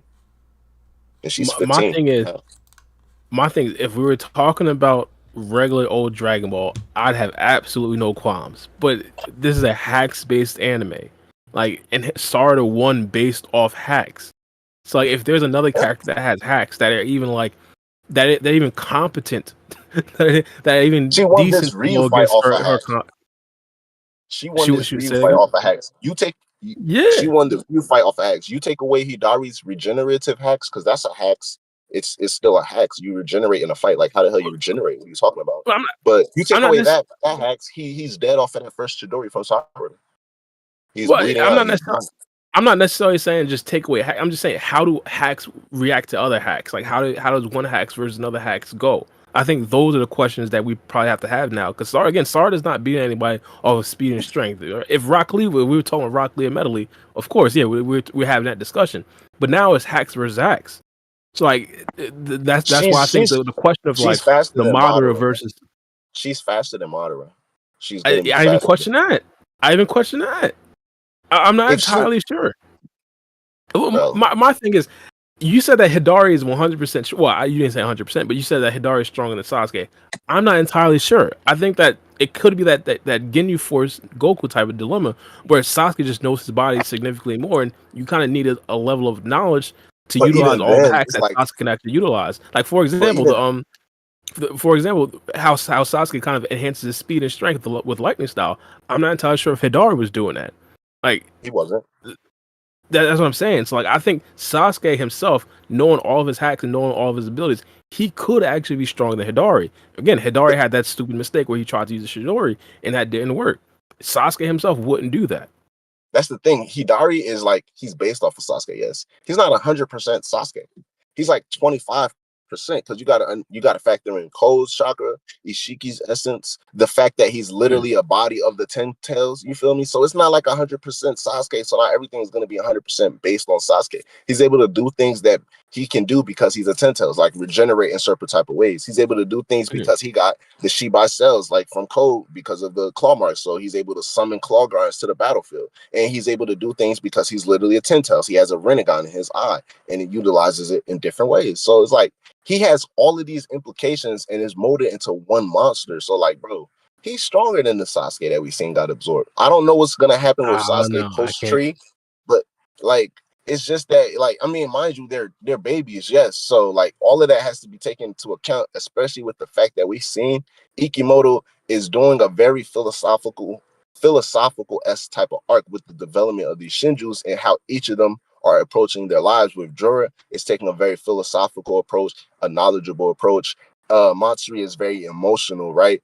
And then Hidari is also philosophical in a way, because he's questioning his inner self. He's questioning what and why. And then with Mamushi and Bug, he's taking a hands-on approach. He's not asking questions. Whatever he says goes. Let's do this. Let's do that. And then we see with Ryu, it's the childlike approach. So they're all developing in different ways, and their mental capacities are each different. So it's like their powers are going to be shown in unique ways and brought up in unique ways, and they're going to figure that out as well with themselves. So it's like Hidari's questioning, like, what the heck type of jutsu is this with his Chidori? He's questioning that, and he's still able to use it off of instinct alone.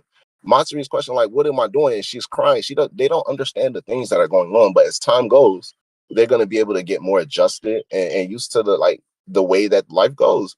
And with all of that being said, even with that aside, but all of these implications into these monsters, they're not just based off of the person from the tree. So like, they're strong. They're 10 tails level plus opponents, bro. And for the most part, what we I gotta see, question that. I mean, well, I don't not question. I gotta caution that, because it's heavily possible that these are just they probably have that potential, but they're not out. The output of their fighting level isn't that high. Like, hypothetical, or I think this wouldn't necessarily even be controversial. The next time that Hidari probably fights against Sarada, Hidari's probably gonna be significantly stronger, just because of yeah, the I fact that think he I knows his think that body too. more. I Yeah, think that too.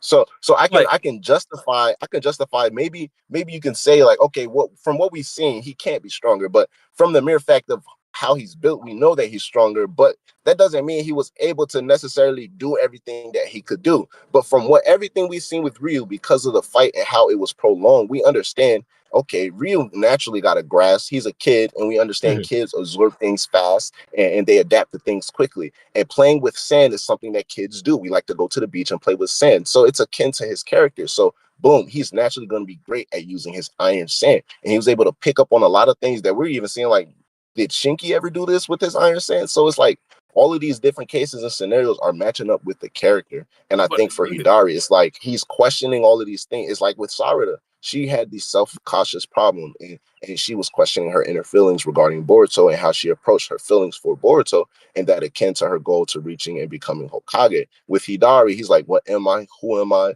Why can I do these things? And why am I searching for these things? I feel like if I devour Sarada, I might get these answers. So if he has inner questions, it makes sense to say that he himself isn't able to fully produce the power that his body is naturally akin to, right? And so from what we've seen, it's like he hasn't done much, but we know that he's strong. His Chidori was able to cancel out Boruto's Rasengan when they clashed in chapter 4, and it took Boruto plus Sarada and Konohamaru just to kill the man. So it's not like, you know, it was like easy work. I get where you come. My thing is, I just can't necessarily like do the 1-to-1 comparison in power scaling with Sarada, especially with Shinki, because one of the biggest quotes that we got from Shinki was that without his Iron Sand, he's essentially like eye level or equal with Araya. Like, and if that's the case, of course he'd lose to like a Sarada, even without the Mangekyo Sharingan. Without his Sand, he probably loses to Sarada.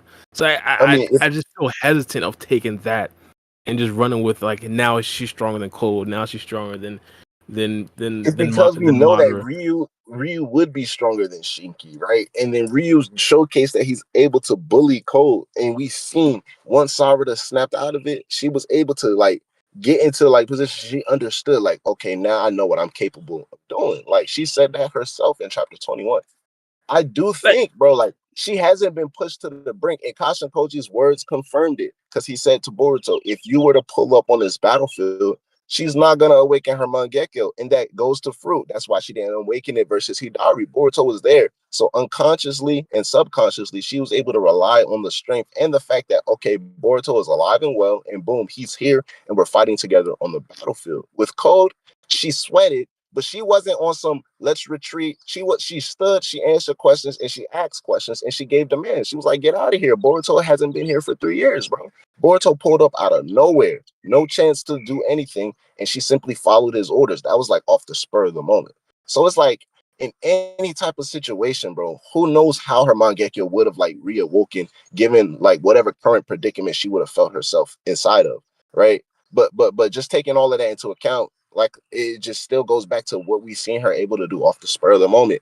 And she's reacting to God level characters in the heat of the moment. And she has these speed feats and she has these power feats. She's tagging these Shinju. She tagged Hidari. She tagged Ryu. She's tagging these Shinju with Chidoris.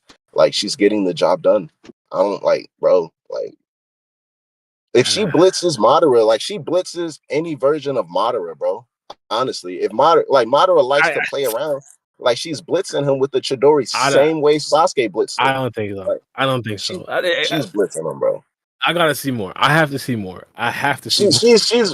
She's literally 12 years old in the manga, blitzing a Kara inner level opponent, bro, with a Chidori. Like, come on, bro. It's always been there. It's always been there. But we discussed how Hidari himself could be weakened due to the fact that he's not utilizing all the abilities that he could be using to make himself the fastest he could. Like hypothetically, Sasuke in theory could probably even be faster than Hidari.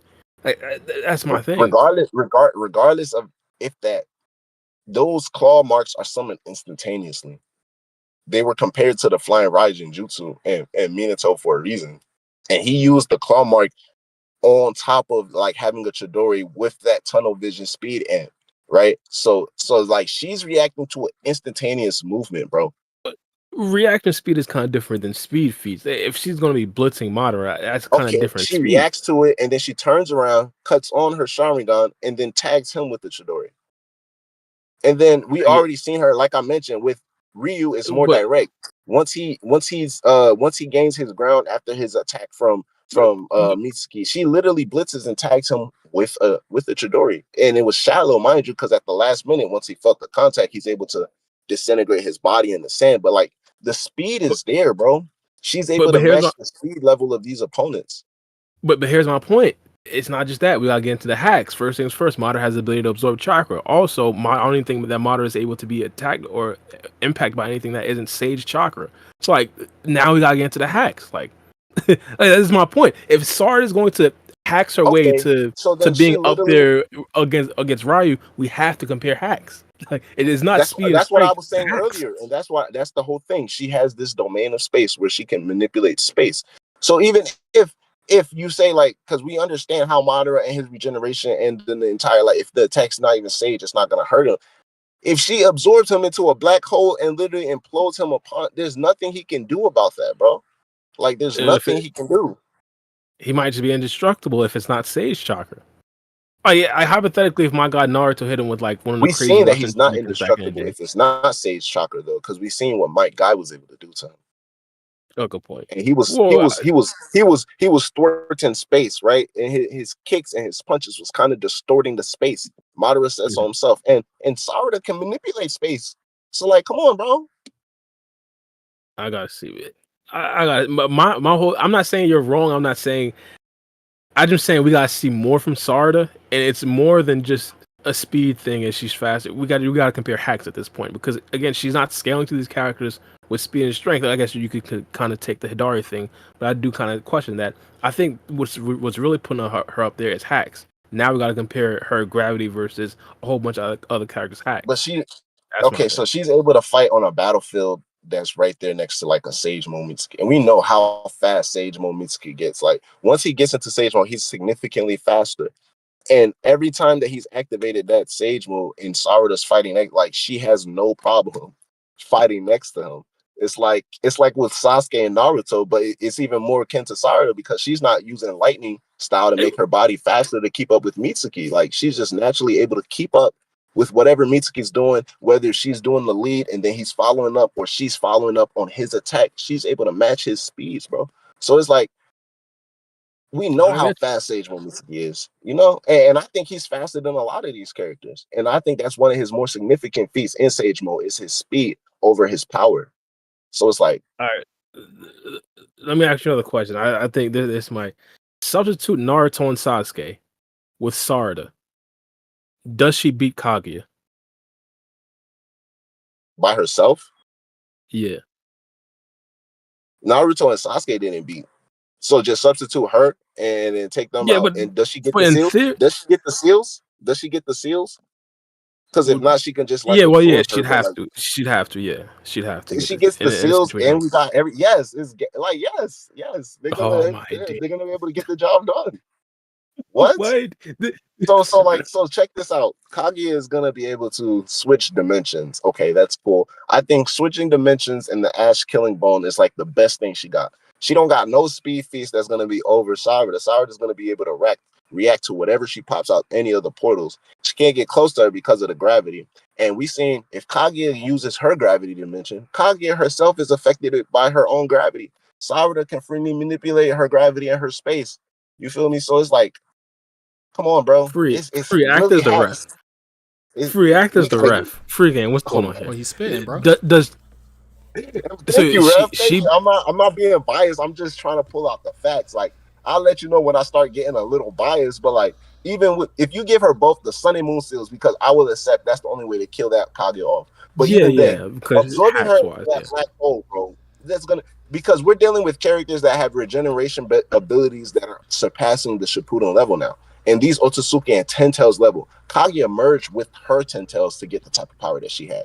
And you're talking about a clone from the actual Ten Tails itself with all of these additives onto it, like Otsutsuki, Code, Wait, and then whatever base shinobi that they initially absorbed. It's like, and she's able to destroy Ryu from the inside out, like literally wrap him around, absorbing him in and destroy him. So as long as that power is active, bro, once Kaguya gets into that domain, it's game time. If she gets into if Sarada points a black hole towards her, it's game time. She's getting absorbed, bro. And then even then, she'll punch the horn off of Kaguya's head just like her mommy did. Like, come on, bro. bro. I don't know. Yeah, You're not giving no my whole argument. thing is, How can I be a ref? I just gotta see more. I will concede there are logical explanations as to why Sarda would be up there, but I have to see more. I have to see consistency. Like on any given night, he could have outplayed Kobe Bryant back in the day. We It's gotta been see there. more. It's been there, but I will More. give you this. I will give you this, Bar, because now post Ohirume, we got Sarada taking mental health steps for herself. She's out here putting herself first. She's part of the Me Too movement now. So now that she's working on herself and doing self betterment, she's about to start really opening cans of whoop ass, like fresh out the pack, off the truck, fresh out the I want plastic. to. So since Well, I Bar want to doesn't see. have a I want to see meaningful some argument, 1v1. since Bar doesn't have a meaningful argument, Wavy though says she has been shown to be able to use teleportation jutsu. So if she's in the sand dimension or if any of Kaguya's dimensions, how does she get out? Now you're talking about a way for her to escape, though, not her to win a fight. I mean, like once she gets the fight, maybe it's GG's after that. But like she's like, I mean that's the way that Kaguya tried to defeat Sasuke though, so it's a viable argument. Like Kaguya tried to leave Sasuke and was that Kaguya? So that's the thing. If she's quick enough to get Sarada herself there, but she's not, which I answered that. So the only other way she can get the only other way she can get Sarada in another dimension is if she shifts dimensions, and she has to be there when she does that, and we've seen that. So she's not going to be able to send Sarada through like a black hole like she did with Sasuke and catch him off guard.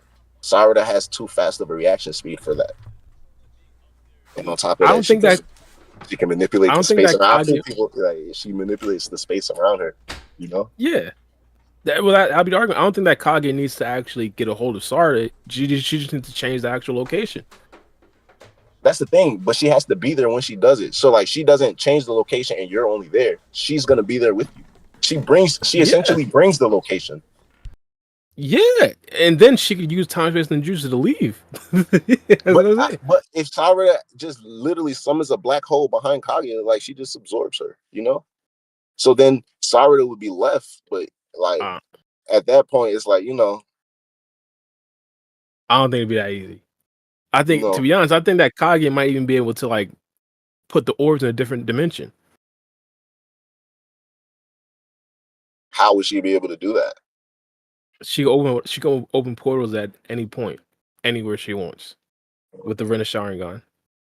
But the portal wouldn't be able to like absorb the black hole. I don't know. Like we're getting too sciencey at that point because I don't think how would that work? It would have to make sense to me. Well, not just me. Like I'm the most important fan, but like it would have to make sense. Like, could she absorb that or like? Because her portal isn't like absorbing type of thing. Like she would have to pull. We saw her pull Sasuke through, or she herself go in and out through the portal. So once it pops up, it's just there. So like, would she like push the black hole through? Once you come in contact, you're getting absorbed. So it's like, how do you do that? Yeah, good point. I don't know. It's a question. I have no clue.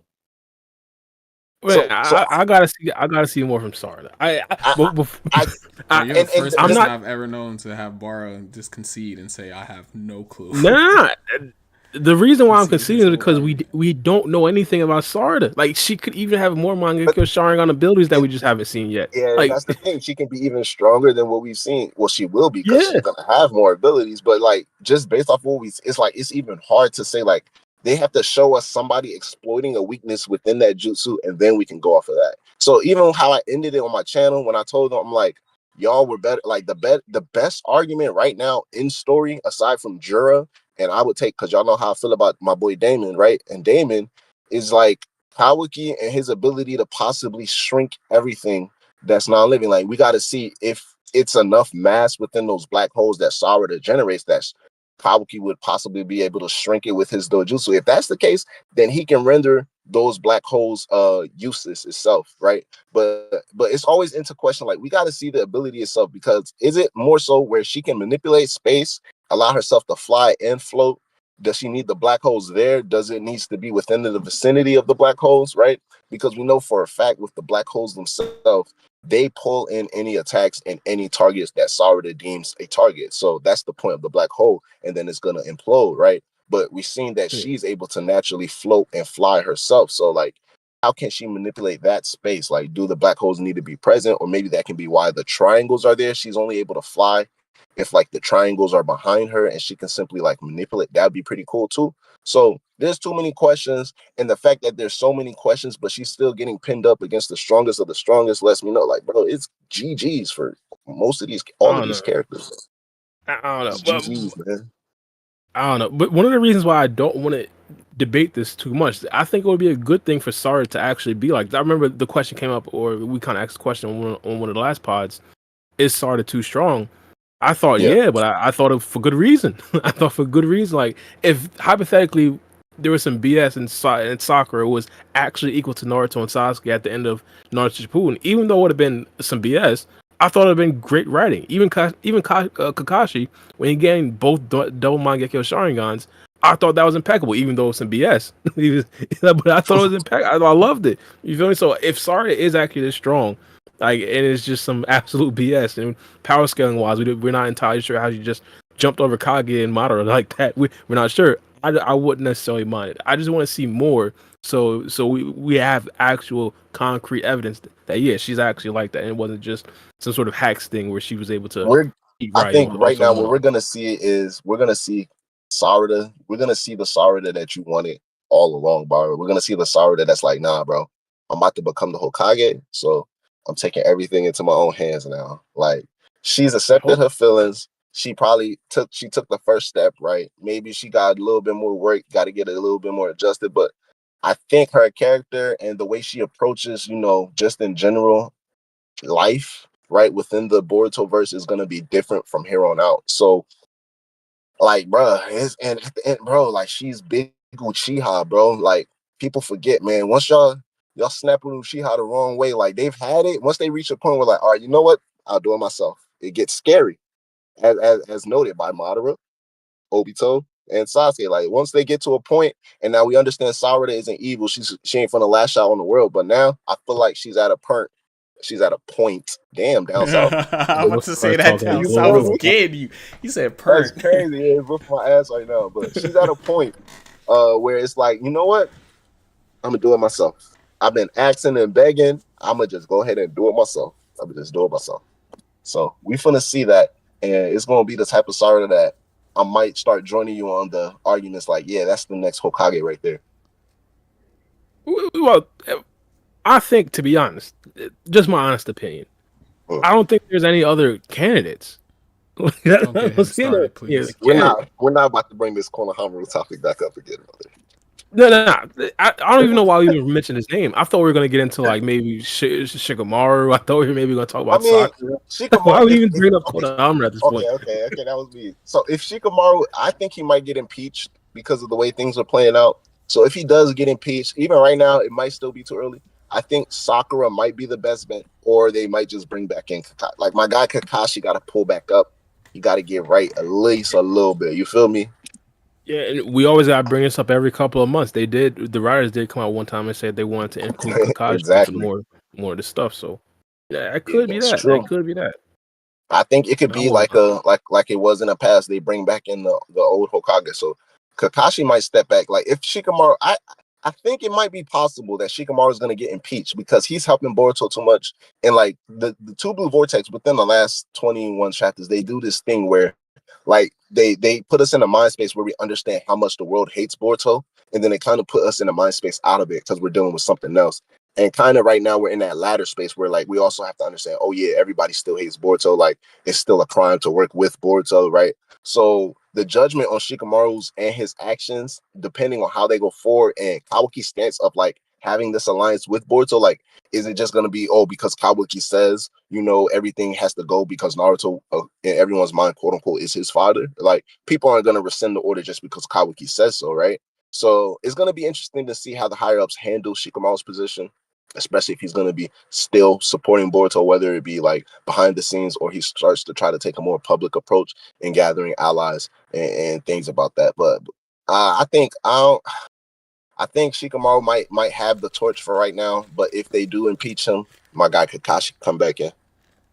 Bro, I have a ridiculous question. How strong do y'all think those elders really are? Because they just run shit.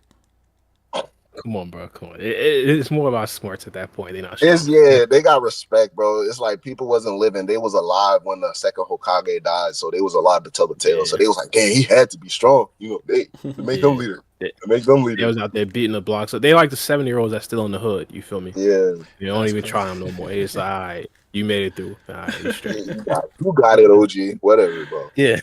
Hey, some of them be having that old man strength though, so I don't know. Man, no, they need to get out of here. I ain't gonna lie to y'all, bro. They need to go. I don't know why they still alive, right? But man, Granny Chill brother's still alive too. What's it? How old is he? Like he should be older than the elders. How? When was his brother in the what's the name in Boruto? What you mean? Yeah, she was. Yeah, he was. I think it was like I forgot where he pulled up, but his mustache got longer and stuff like that. Yeah, he was in there. He was still alive and kicking. It was during the anime. Well, of course, it was. He was. Wait, is her brother the Mufina? Is her brother the samurai dude? Nah. Oh, okay. I was gonna, cause Mufune was what? He died. Never mind, he did die. Yeah, he passed recently. But I'm about to say he was alive early, Boruto though. But I'm not trying to put a face on Brittany Chill. But nah, but still, I don't know. I don't know why they still alive though, bro. Them older, they don't even offer nothing. Like everybody think they're annoying. We think they're annoying. Shikamaru think they're annoying. It's like, bro, kill them. Chill, bro. Chill. What's going back to the Kakashi thing? Though, I think Kakashi he'd be able to kind of break the omnipotence similar to like a Shikamaru. Because I remember back in like part 1 of Naruto, they said that Shikamaru had like the intelligence of I said Shikamaru. Kakashi has the intelligence of Shikamaru, and if Shikamaru was able to kind of break through omnipotence, maybe Kakashi would be able to do it too. Maybe Kakashi is like right now he's on some recon stuff, so it might not even be like the Hokage position but he's just on some like the world is acting funny. I don't know, something's going on, you know. Yeah, he probably already figured it out. You never know, like how he be moving. Yeah, you gonna come crazy. I'm talking about the Go Kakashi, right? Of course. I just think it's sad that we haven't even seen anything from him, like within like Naruto Next Generations. Like the anime did us justice and gave us that Kakashi versus Kashin Koji scene. So I think that was like pretty cool, and his implications into the car organization. But like the manga, like bro, it's the anime is even telling us Kakashi likes to do recon. He likes to go undercover. He hasn't shaken off his Anbu Black Ops habits. So it's like he likes to do that. So I don't know, bro, especially with the current predicament in Tubu Vortex. If it's not Hokage Kakashi and like Anbu Black Ops recon mission Kakashi, probably finding out, okay, maybe this is where finding out Sasuke's tree and seeing, okay, this is where Sasuke's at. Or maybe a flashback where Kakashi and Boruto came across each other and maybe it wasn't completely understood, but it was understood enough to where they diverted paths and Kakashi kept on doing what he's doing and he allowed Boruto to go. So I don't know, man, but I really want Kakashi back into the story though, for sure. To be honest, it was so crazy with me and my relationship with Kakashi. Pause. I wanted him to actually keep the DMSs and like be involved in a lot of the endgame fights alongside Naruto so and Sasuke. Cold. Yeah, bro. Yeah, like, I'm with you on that part. The trio versus Momoshiki, the trio versus Jigen and Ishiki. Like, I wouldn't have minded. I wouldn't have minded at all, bro. Not at all. Like, Kakashi really liked that. To be honest, that's kind of why I'm upset with Konohamaru. He was supposed to be the new Kakashi. He just fell completely flat. It was like Metal Lee to Mike Guy. Like, it's just not there. Like, not even comparison. His game doesn't compare to Kakashi. His power doesn't compare to Kakashi. Bro, you can't compare that man to Kakashi. Nah, yeah. Konohamaru, man, is just tough out here, bro. It's like post Jugo Rasengan Konohamaru is sad. It's sad news all around. It's just this is terrible. Pre-Jugo Rasengan, up until Jugo Rasengan Konohamaru, it was enough to where I'm like, yeah, man, give him like he's been doing stuff. Like, look at this, it's cool. Like, look at that. But now I understand. I've been shown the light, and I understand. I understand what didn't need to be understood, but unfortunately had to be. So it's just it's what it is with the character. Like, he is what he is, and I have accepted it, man. No, man. I'm gonna try to not talk about my cock. But do you think Mitsuki gets a power up soon, or a Sasuke a Mangekyo Sharingan Sarada level power up soon?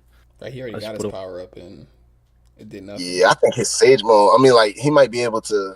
I think that he might do it. Like he. Well, he kind of was at a disadvantage in the current fight with his Sage Mode because he's not using a lot of the attacks that he used against Boruto versus Ryu. So it's iffy. Like the writers always had the power to make Mitsuki's Sage Mode whatever they wanted it to be, and since they've been showcasing it so much and at the power that it has been, it's like in the audience's perspective, they capped it at what we've seen it at. So like it's not as impressive as like what we thought it would be able to be, but like it's more so like a support role type of thing for Mitsuki. But I don't know, like I think they went in line. Like they started off Two Blue Vortex, they showing us Boruto's power, of course, full strength, main character, boom. Now we're able to see, oh, Mitsuki's got a hold of his Sage Mode, he got that control. Boom. Kawaki has the 8 spokes in his eye. He has limited power, boom. He's gonna be able to get that removed. Okay, now, boom, Sarada, finally, she reawoken her Mangekyo Sharingan. We see what she's able to do with her right eye. Okay, that's boom. I don't know. I think now it's going back to like Boruto and Kawaki, and I don't think Mitsuki had his time. Nothing against it though, but like I appreciate it. But like I don't think he's getting like a major power. Maybe like a mental power up to where he can do things like stronger and faster, but not like a necessary external power up to where he can say I'm stronger because of X, Y, and Z. You know? Nah, bro. He can't be walking around with some regular old eyes, bro. So he gotta have it. Gotta be some spare Mangekyo Sharingans that Obito left You want behind. Mitsuki to get a Mangekyo Sharingan, bro? That's crazy. Bro, even the Shinichi bootleg Mangekyo Sharingans. Give him something. It's gonna be Boruto, Two Blue Vortex heroes, like Dragon Ball heroes, bro. Just throwing whatever. We need Amado, Katasuke, and Orochimaru to collab on something for my guy Mitsuki. Something.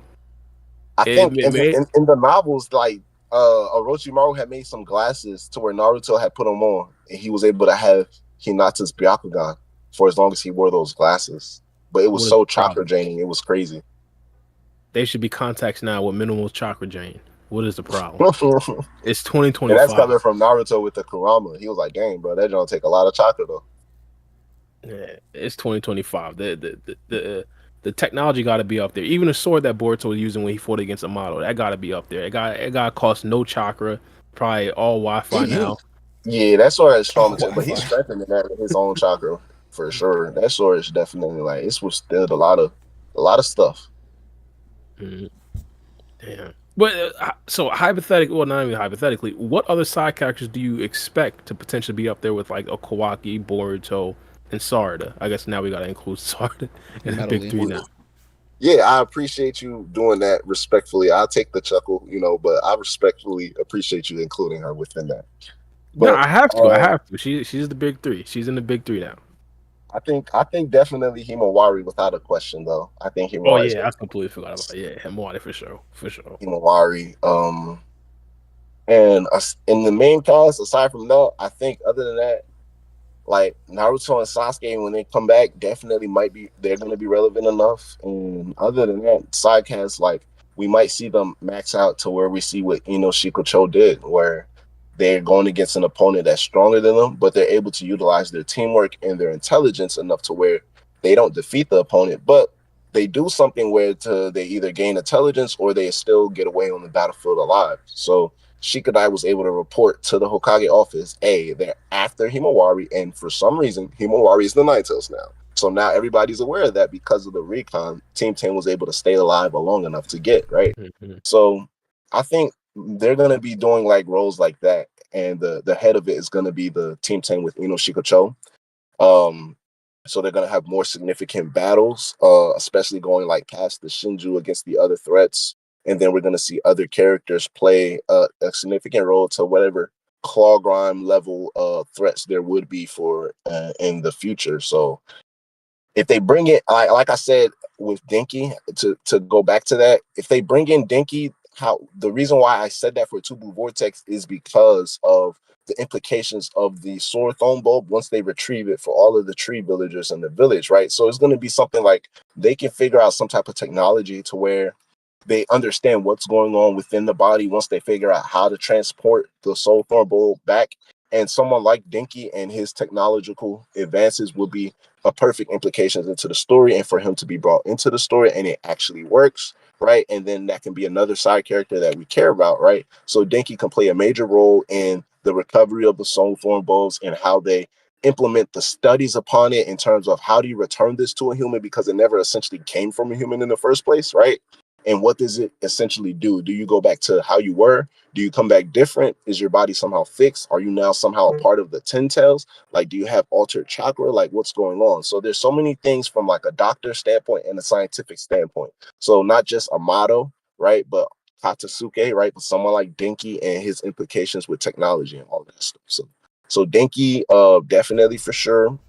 More Team 10 action. You know, I'm a big Inojin fan now because of how he protected Himawari. And aside from those four, honestly, and Kakashi, I can't really say I have my eye on too many other characters. Hey, I just looked up something real quick because you piqued my interest when you said that Naruto used the Byakugan through ninja tools, Yeah. and it says that it he didn't like overuse the chakra. It says that it was the Byakugan's 360 degrees vision can be overwhelming, causing Naruto to initially collapse due to the sensory overload. Oh, so he couldn't handle the okay, so that's what that's even crazier. Damn. He couldn't handle the sensory overload of the Byakugan. Yeah, because it says Naruto through training with Hinata's journal and Orochimaru learns to focus the Byakugan on one object at a time and navigate its blind spots, ultimately mastering the use. That actually makes a lot of sense because even with the eye itself, it gives you like so much information once you break down whatever you're looking at. So like it's like kind of something you wouldn't think about, like just all that information going into your brain and being able to process it and speeds that matches the battle. Yeah, that's crazy. More kudos to like the Hyuga clan in general. Yeah, that's what it also says. Like gains respect for the Hyuga clan and blah blah blah blah blah. Yeah, for crazy. Sure. Let's go. The two characters that I'm kind of most interested in with is probably Naruto and Sasuke. I know I'm probably like an old generational or old generation simp. What I know, but I honestly believe there's a hypothetically Sasuke gets his Rinnegan back, and don't ask me how. That probably be like the hardest thing. But the question is, could he utilize the Rinnegan seal? I forgot the actual name of the seal, but with the Rinnegan, you could actually absorb the Ten Tails and seal it and become like a Ten Tails Jinchuriki. Hypothetically, if Sasuke comes back, do you think he could do that to Jura?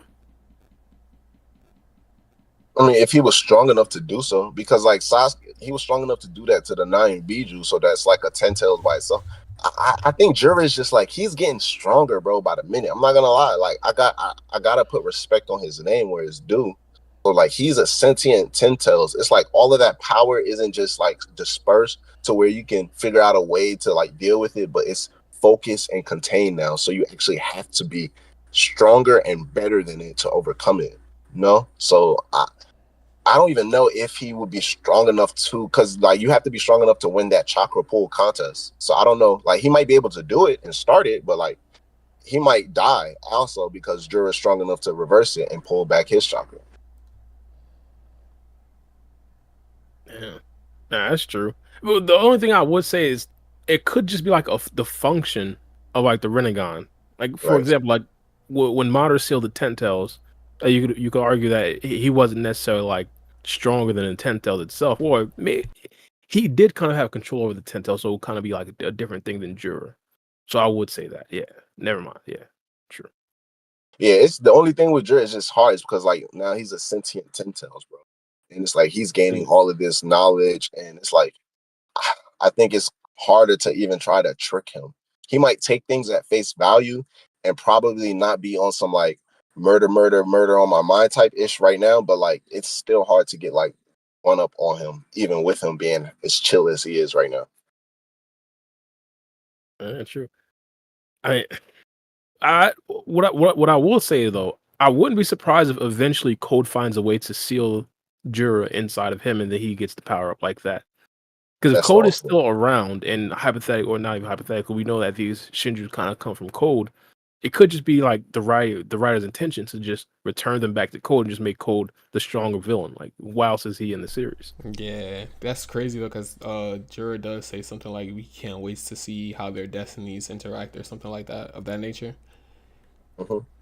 So it would be kind of poetic if like Code finds a way to like seal them in their body. Like he doesn't have to do it with overwhelming strength, but he figures out a way to do it. I think that's actually possible because Code has been like the stepping stone for a lot of the major things within the story. Yeah, And it's always been whether like you pissed off the yeah, 13 fans. I'm not gonna lie.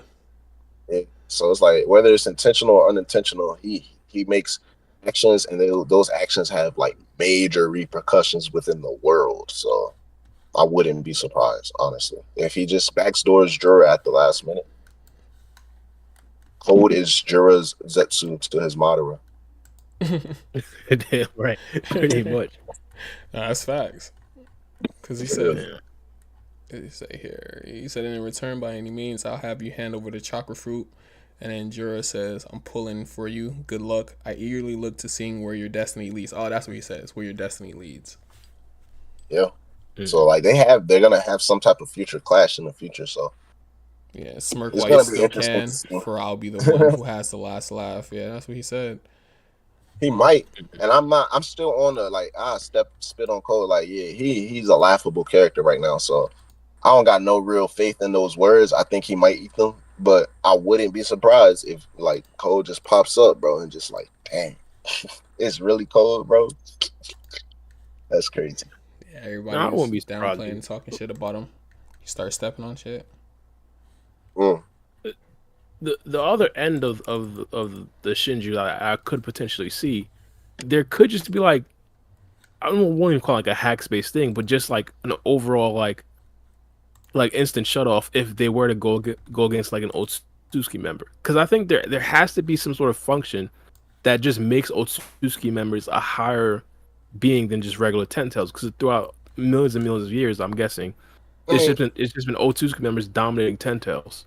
I mean, they literally, what's the name, bro? Attacked Boruto on site, and he's Otsutsuki. And Jura's son Kawaki. So it's like they don't have the respect for the clan. Like now they have the sentience to know, like, oh, it's our job to eat them. They're food, regardless of whatever they use it. Like they're food. What I would say, Boruto, it doesn't necessarily know all the tricks and trades of like regular Otsutsuki members. Like hypothetically, if Momoshiki pops out, I think Momoshiki would probably, if this was like a feature, he'd probably know what to do against a regular Ten Tails more than Boruto would. Like they would have some type of way to control it to make it listen. Yeah, like even regular humans, like they kind of did the same thing with the regular tail beast. Madara was using genjutsu to control the nine tails, stuff like that. And I think Ishiki Otsutsuki, he never really had full control over his 10 tails because he was in a cage. But I think there has to be mechanisms as to how they were able to actually control 10 tails. I think if you can do a genjutsu to control it, that's the best thing you can do. And with Ishiki, it's obvious like the Ten Tails was just rampant and in the cage. So even without like Jura is like he has conscious and like sense of his own. So like that's even a whole harder case. But even without a Ten Tails becoming like Jura, the mindless Ten Tails that just runs rampant would still attack an Otsutsuki on sight. It attacks anything. It's just that like it is whether the means of, in the case where we see in Shippuden, the Ten Tails is being controlled by genjutsu, or with Boruto where the Ten Tails is locked up in a cage and locked down by chakra rods. So either way, it has to be maintained some way, shape. It can't just be like, hey, good boy, like a dog. Like I don't think they're able to tame it.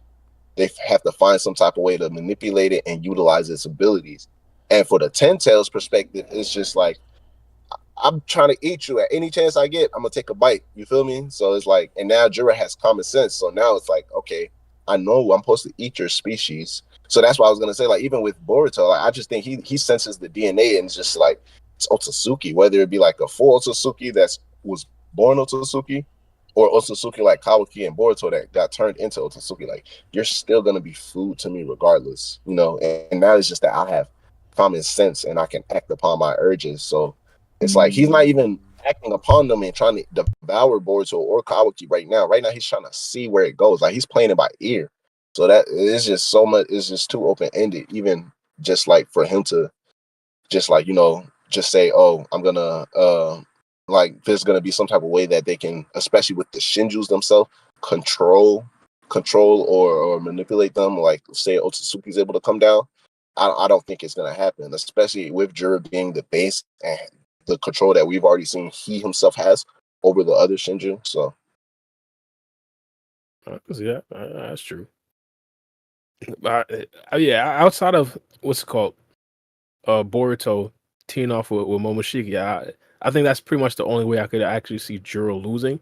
I do want to see what is the act, or I do want to hear from Kajin Koji. What is the future where he sees that they defeat Juro? Like, what is how do they get to that outcome? Hopefully, they actually explain that in like the next chapter or something like that. No, that's facts. I don't think he said. I don't think he mentioned it though. He said like, Yeah, he's like, yeah, it's just many futures. So he left it open ended, so there can be a future. So it might be that sacrifice, but I don't know a future where they defeat Juro. He said there's no way so far. Obviously, there is a way. It's just that either a way he hasn't seen or a way he hasn't revealed to us yet. So I don't know. And I want to see, we already seen Juro put the pause on Himawari though, but I want to see Juro, like, you know what I'm saying? I want to see him fight for real, for real. Even though we've seen him in essentially 2 battles, which is crazy. Yeah, you want to see him take them hands out them pockets, huh? Where that's basically, I want to see him take his hands out his pockets because he's and square up. Yeah, he's been having his hands in his pockets like the whole time. That's so disrespectful. Like, that's crazy. At least run the hands, or at least run the fade. Ain't it? You think his main striking is gonna be his legs? It could be like a Vegito type of thing. I mean, he kicked the mess out. I about to say he kicked the mess out of Himawari, like in her head. Kawaki. Yeah, Kawaki. So he kicked the mess out of him. As far as like, I've seen it's like so far, he's thrown no punches. You know, I'm a Himawari fan. She bounced like a basketball, and then he shot her right after with the Bijou ball. She's like, run, bro. Yeah. I was like, hey. So he's pretty savage, but I want to see him still like let loose. I think Boruto will be able to let us see him let loose a little bit more, even than what we've seen versus Himawari. Like they might just be flying through the air, just clashing, and then him shooting Bijou bombs. Boruto's cutting them in half, flying Raijin everywhere, trying to get the drop on him, and Juro probably summoning claw marks and claw grinds out of. We might see more because we don't know what other than him shooting a Bijou bomb, which we know all 10 tails can do. We don't know if he can do like any other abilities, like shoot out spikes from his body, like we saw the 10 tails in the war arc do. Do like wood release. Well, we know he has wood release, so he could summon like that's all. Juro versus Boruto, I feel like people just selling it short. Like people think it's gonna be like Boruto pops up, Juro pops up, boom, Juro kills Boruto. Nah, Boruto gonna get his ones. I'm trying to tell him. You think it wouldn't be like a one-shot scenario? Nah, I think Boruto run a. Last time Juro just had to drop on Boruto, and it was like the village wasn't even within like actual humane sight, bro. Like there's no way for possibly anybody could have thought they would have got sniped from that far out. So straight up face to face, bro. Boruto's doing it way better than what Himawari did, and we saw what Himawari. Like he put more effort than Inoshika Cho. He put more effort against Himawari. So he's gonna put even way more effort against Boruto. Like Boruto, bro, man. That's why I'm saying I got my faith in that little sense of arrogance and pride that I know he's hiding, right? In my head canon, that it's like, I know what you're telling me, Kasha Koji, but at the same time, it's like, you know, as a man, you gotta see for yourself still, even if it's even especially in a situation where it's like all bets are on you. You the savior, and so far you've been getting the job done. It's not to be cocky, but it's like let's ride this winning horse until it can't be ridden no more. Pause. You feel me? Yeah, I feel it. So it's like, yeah, bro, I gotta get my ones with Juro. If I see it's looking bad, then I really understand it's no chance. Then I get that. But at the end of the day, I can't go off another man's word just because, like. Yeah. No, I get it. The one thing I just won't be able to rule out is like Juro being a good guy and enjoying the Z fighters. Like hypothetically, if he gets in touch with Himawari and then he actually gets into contact with Karma and Karma tells him all the information that he wants to know. Like at that point, what is the use of actually absorbing, or what do they call it? Devouring. He's still gonna do it, bro. Yeah, devouring. Yeah. He was. You think so? Yeah, I don't think we already got Damon and Ada. There ain't nobody else turning to our side. We got Delta, Damon. Bro, you never know, bro. In One Piece, there was like 5 or 7 different characters I seen in like the first 10 episodes that was like that. You never know. But One Piece I got watch the first 10 episodes and that's it. Yeah, they always introduce a character as an antagonist, and then later he either joined in the crew or they just part of the ally crew. Like they do things. But same thing with Dragon Ball. But it was Yamcha was an enemy, Tien was an enemy. We already got Delta, Delta, bro. We got what's the name? Well, we got Amato, we got Delta, now we got Damon, and we got Ada. And it's looking like Damon. They all. I don't know about Amato, but at least all three of them, they're playing the long game. I'm separating Delta and the Kid because I feel like Delta's gonna stay ride or die for Ada, and she gonna follow her wherever she go. But we already got mad turncoats on our side, and then on top of that, Damon might really be the one that he could put the pause on Jura if he wanted to. He really could. So it's like if we get Damon and Jura on our side, why? Who would have, like, you know what I'm saying? It's like I get Shibai, but essentially it's like, dang, we got all of Shibai's powers just spread out amongst different people now. Like, come on, bro. Even Shibai himself. You feel me? I get you arguing for like the writer's perspective. My thing is, I don't necessarily think that Jura's a bad person. They kind of already, or not even they, like the Hokages are already like letting people know like they're not inherently evil. So I think that kind of opens the door for him to potentially be a good guy in the future. Like if they're willing to like even like say like, relieve him of all his crimes so far and just say hey, he's just an infant doing what infants do. Like I think they would be open to like taking him in. I don't think so. Well, I don't even. Well, obviously they are because they can't do anything about it. I think it's just like he's that much of a threat to where it's like they have no choice. Like with Ada and Damon, it's like. But even with Ada and Damon, it's more because like they're still humans. They can converse with them. Like with he's a walking tentacle. Like all of a sudden you're telling me a tentaille's got sentience and he's walking now. So like let's just leave it. If he's not running around destroying, let's just leave him alone. How about that? Let's just see if we can live our lives. And if that's happened, like cool beans. I think it's just that like he's just that dangerous. But I don't think it's more so to the loose end of him gonna be like a good guy. I think his perspective like might be above the realm. Like within that verse, he obviously might see some not like a god, but sees himself as a species to where like he's farming these creatures, or he developed to a point where he understood he knows better for these creatures or just like in general the world around these creatures, right? So like his perspective won't even be on the same level of theirs. So whatever he does, whether it be slaughtering out a family or a village, it's not going to be considered evil. So you would be true in that case because to himself he's just like getting the job done or working. Like he has a task in mind and he's simply doing what he needs to be to get done in order to get it completed. So I don't think he's gonna look at it. He's gonna do evil things and things that force the protagonist and the good guy side to like they have to fight back and defend themselves. But he's not gonna be like a essentially person with evil intent. You wouldn't buy the theory of Boruto potentially becoming like the Gen Z Sage of Six Paths and just being cool with a bunch of ten tails? Nah, not with Jura. Not with Jura. This guy. Gen Z is crazy. He already got an Otsutsuki, bro. Why would he need a Ten Tails? He got an Otsutsuki and he himself is an Otsutsuki. It's like he got too much and then he got to get the Jogan. Well, to be honest, if anybody that would have like the incentive to do that would be like Kawaki, because I think they probably Kawaki plus the Ten Tails has like the same stated goal against the Otsutsuki clan.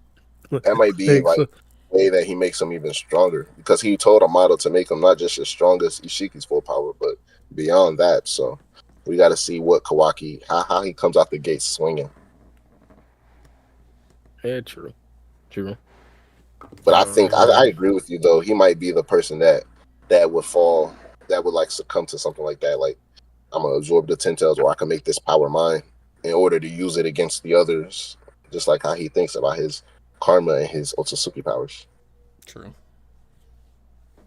Yeah, that's a fact. But to be honest, I won't even think of it as succumbing. Like I could just be like him trying to be the new Naruto. Nah, never. Not in his case. His legacy is too sullied, and no future. Impossible. If Orochimaru is still free, bro, his legacy can't be sullied. Nah. Orochimaru was like, he is what he is. Kawaki literally took Naruto's teachings, misunderstood it, distorted it, destroyed the world. Damn near he throw the world into chaos. It's like you can be redeemed from that, but like you definitely not. You can't be. If Kawaki brings peace to all dimensions and just plants all the ten tails and like everything like that, you feel me? In the galaxy, like, he could. If he can possibly be seen like that on planet Earth, no, he's a piece of dirt. maybe in like other planets, he could be seen as like that savior because of what he's done on that planet. But like already from the work that he's put in on Earth, once everybody gets their memories back, bro, it's like, bro, it's good that even if they forgive him, they're gonna still like, really, bro, really, like for real.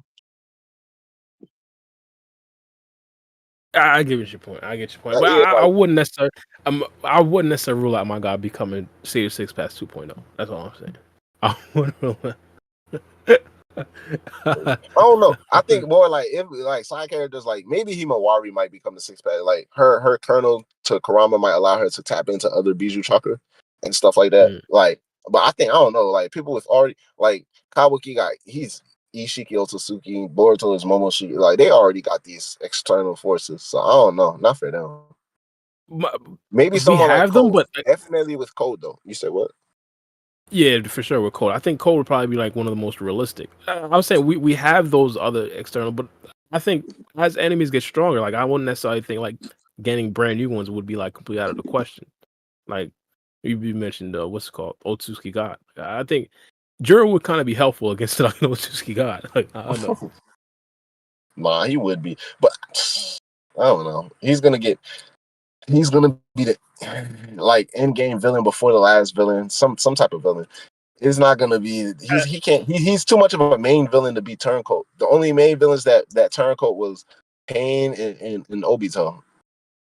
Or can't you really even say turncoat because it's just Naruto opened their eyes to the brighter truth they were already trying to accomplish. So it's like talk no jutsu type shit. Yeah, you can't really. You gotta literally talk Juro out of his whole entire existence, which is eating food, bro. Like, bro, just stop eating.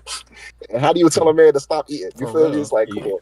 I just buy him a calorie scale, bro. You never know. You didn't tell him watch his calories 2,000 a day. Also, keep him a farm of humans, and like those your sacrifices, your monthly subscription sacrifices. Nah, bro, get him on what regular bodybuilders eat: rice and chicken. What's the problem? That's different than he has to come to like his means. Then it's like, why am I conforming to your society and your way of life? So it's like we're butting heads. One has to go. Now, obviously, in a realistic setting, obviously there's going to be a compromise found. In my personal opinion, there's always should be a compromise found in any type of conflict. But in stories, there has to be a conflict for it to be a story. So for the sake of this story, like there's going to be no compromise in the middle with them. The compromise, I wouldn't necessarily think it would be like a compromise like that. Juro, up to this point, he's been looking at or trying to find a reason as to why people are just ignoring their natural instincts. Like, for example, when Team 10 still tried to save him and Wada, even though they knew they would essentially die, he was intrigued by that. Like, so like, I feel like if he starts to realize that stuff like love, stuff like empathy, stuff like other BS could actually persuade you to like not follow your natural instincts, I think eventually he could kind of like get wrapped up in that to where he starts to now like ignore his natural instincts. That's why I say like he's more the philosophical approach when it comes to the Shinju and Hidari. It's kind of split between the two.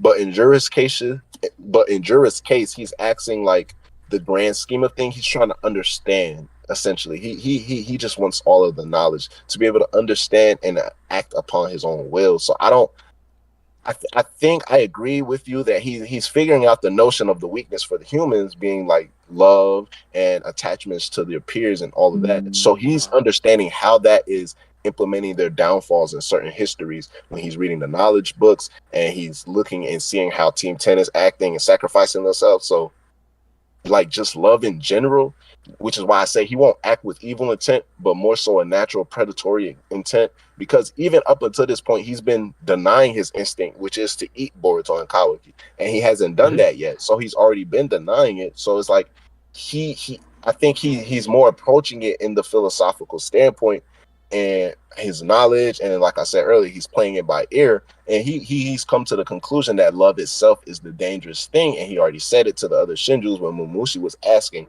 It's something that they themselves can fall a victim to. So I think he might act upon that final conclusion right there. So since we can fall victim to love, I might destroy love, but love is intangible. How do I destroy love in this case with the Naruto verse?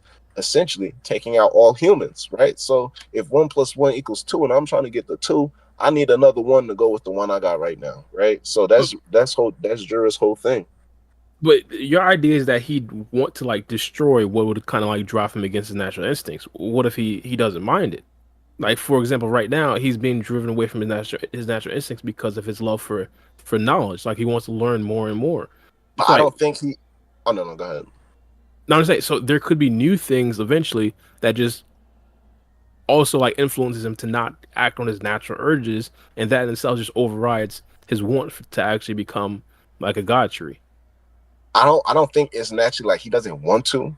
He just simply says he has these instincts and he wants to follow through on them, but he still wants to observe the world for what it is. So it's like he understands he has time. Like the concept of time is becoming prevalent to him. Like, no, I want to eat you and I'm going to, but I've never seen that book over there before. So let me go read that book first because my instincts are telling me once I eat you, a change or an occurrence is going to happen that, necessarily probably won't allow me the luxury of reading this book. So let me read this book and see But how again, it's inside the book because that also piqued my interest. I just think his interest is piqued and he's divulging himself within all of these things. So once he gets to a point where he understands how he wants to pursue his life, whether it be, okay, I'm completely going to deny my instincts. I'm not going to eat an Otsutsuki. I'm going to have one of the Shinju eat the Otsutsuki and then get a chakra fruit. Or he himself might just say, if I come across Boruto, obviously he's dying, but if I come across Kawaki, he's fodder. So I might eat him, right? So I feel like it's not definite for Jura in terms of like him denying himself. I don't think he has a problem with his instincts. I just think he's also intrigued. Like he's feeding into his curiosity. So he's divulging all of his senses into the world, experiencing everything for the first time as a fully competent being. So it's like a new thing to him, right? Versus like he's been alive, and I don't disconnect Jura from the 10 tails that we've seen all throughout Boruto, Naruto, Next Generation. So like he's been alive already all of these years. He's had Jigen take his chakra. Who knows what he's been through in the past prior to Ishiki bringing him to that dimension, right? How many Otsutsukis he's probably devoured? How many times he's already planted a god tree? So it's not like a been there, done that, but it's like a been there, done that. But now that I'm sentient enough, I have an option. I can continue down that path, which is naturally what I do. But like, I want to experience all of this too. Let me see what this does. You know, Like, isn't the chakra fruit like a pretty much a fruit of just information and power? So like, what if he ate the chakra fruit? Wouldn't he get all the information that he's getting from the books? yeah, I mean, he probably information on wants top to of do that. power, though. Like information on top of power, knowledge. Not all knowledge is recorded. The chakra fruit But, is taking the knowledge and chakra from like the soil from all the people but, who lived and died. So it's but Free Game kind of brought up a good point though. Like for him to actually see a chakra fruit and be able to actually eat the chakra fruit, he has to plant another 10 tails, and that in itself takes another 1,000 years. Or yeah, they're probably gonna retcon that timeline and make it even shorter. I'm about to say, But yeah, it can but retcon it. yeah, but my thing is, there's gonna be newer things, and let's just take it off of Naruto. Let's say a fat man, you feel me? Someone that's 500 pounds. Their natural instinct isn't to be 500 pounds, but there's new Oh. foods that just captivates them to drive them away from their natural instincts. That It's is right. crazy. It's true. So but that's life. Life is full of constant like distractions away from what you generally want to do. And if Juro kind of gets wrapped up in that, I feel like he could get eventually sidetracked from his goals or his actual natural instincts, which is to eat an Otsutsuki member, just so he could actually fulfill life, quote unquote. I don't think that's far fetched. I do think that's going to be part of his development. Like he might just embrace the life, which is why I think he might even send one of the Shinju to eat an Otsutsuki and then get the chakra fruit like that instead of he himself being the one to do so. And it still might work. But even with the retcon, like it came, I think it already came in because with the claw grimes, they're starting to make these pseudo divine trees and producing these, soaring throw bulbs and these other entities, and it's like Yeah. it's something we've never seen, right? So like if a claw grime and a regular human can do that, right? Who knows what a claw grime and an Otsutsuki can do? And then even beyond that, who knows what a Shinju and an Otsutsuki can do? Like essentially a 10 tails eating a Otsutsuki becomes a Shinju, becomes a divine tree. But a walking, talking divine tree eating an Otsutsuki, like that's something that has never been recorded. So that can be something where it only takes a couple months after he sends Hidari or Mamushi to go eat Boruto or Kawaki, and they plant a major divine tree because they're Otsutsuki. And it's like, okay, because of the implications and the DNA modifications, this might take a couple months up to a year. And I think I brought this up on the pod before because it just came to me now, like about the whole like a race against time thing, right? So essentially, maybe a god tree does get planted, right? And because of the complications in the DNA, like they figure out, okay, we have like 6 months to a year before the chocolate fruit is planted. So now it's a race against time to figure out how to clean all of this mess up and stuff like that. I don't think it's too far fetched in general for Jura just to like play it cool and just have one of the Shinjus eat Otsutsuki instead of him becoming a divine tree again. Yeah, I could see it. But also, I also could see Momoshiki popping on the next chapter and just destroying him. So, I just want straight up killing him, pulling out. Do you think Jura wouldn't even have a soul thorn bulb though? So it's like I don't even know what killing him would look like or do. They say if you kill Jura, all the other Shinju they die as well. So it's like he's the head. Yeah. That would cut be the crazy. head off the snake, and the rest dies.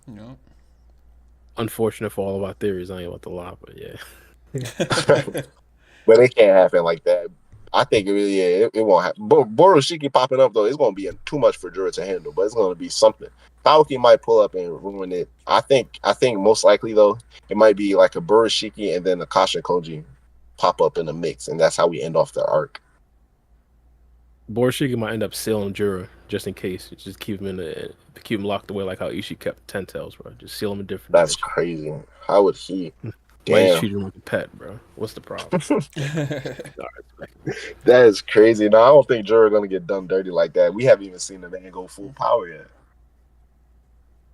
Yeah, good point. I mean, that's my fear. My fear is hypothetically if this does happen, but I will acknowledge this is kind of like far fetched that Momoshiki does pop out because we barely heard anything about Momoshiki. But hypothetically, if it does happen, and he just like destroys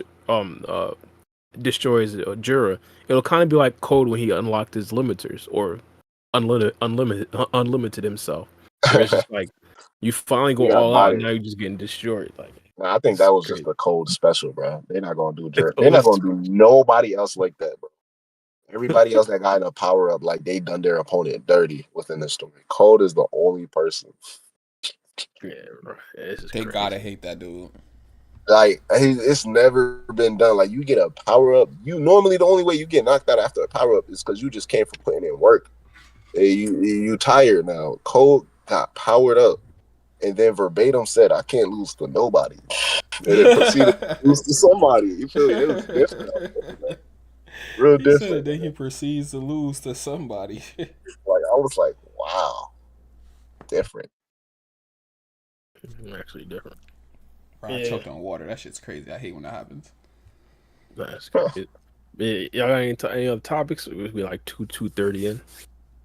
I mean, nah. I think the leaks are about to drop on the 13th or something like that.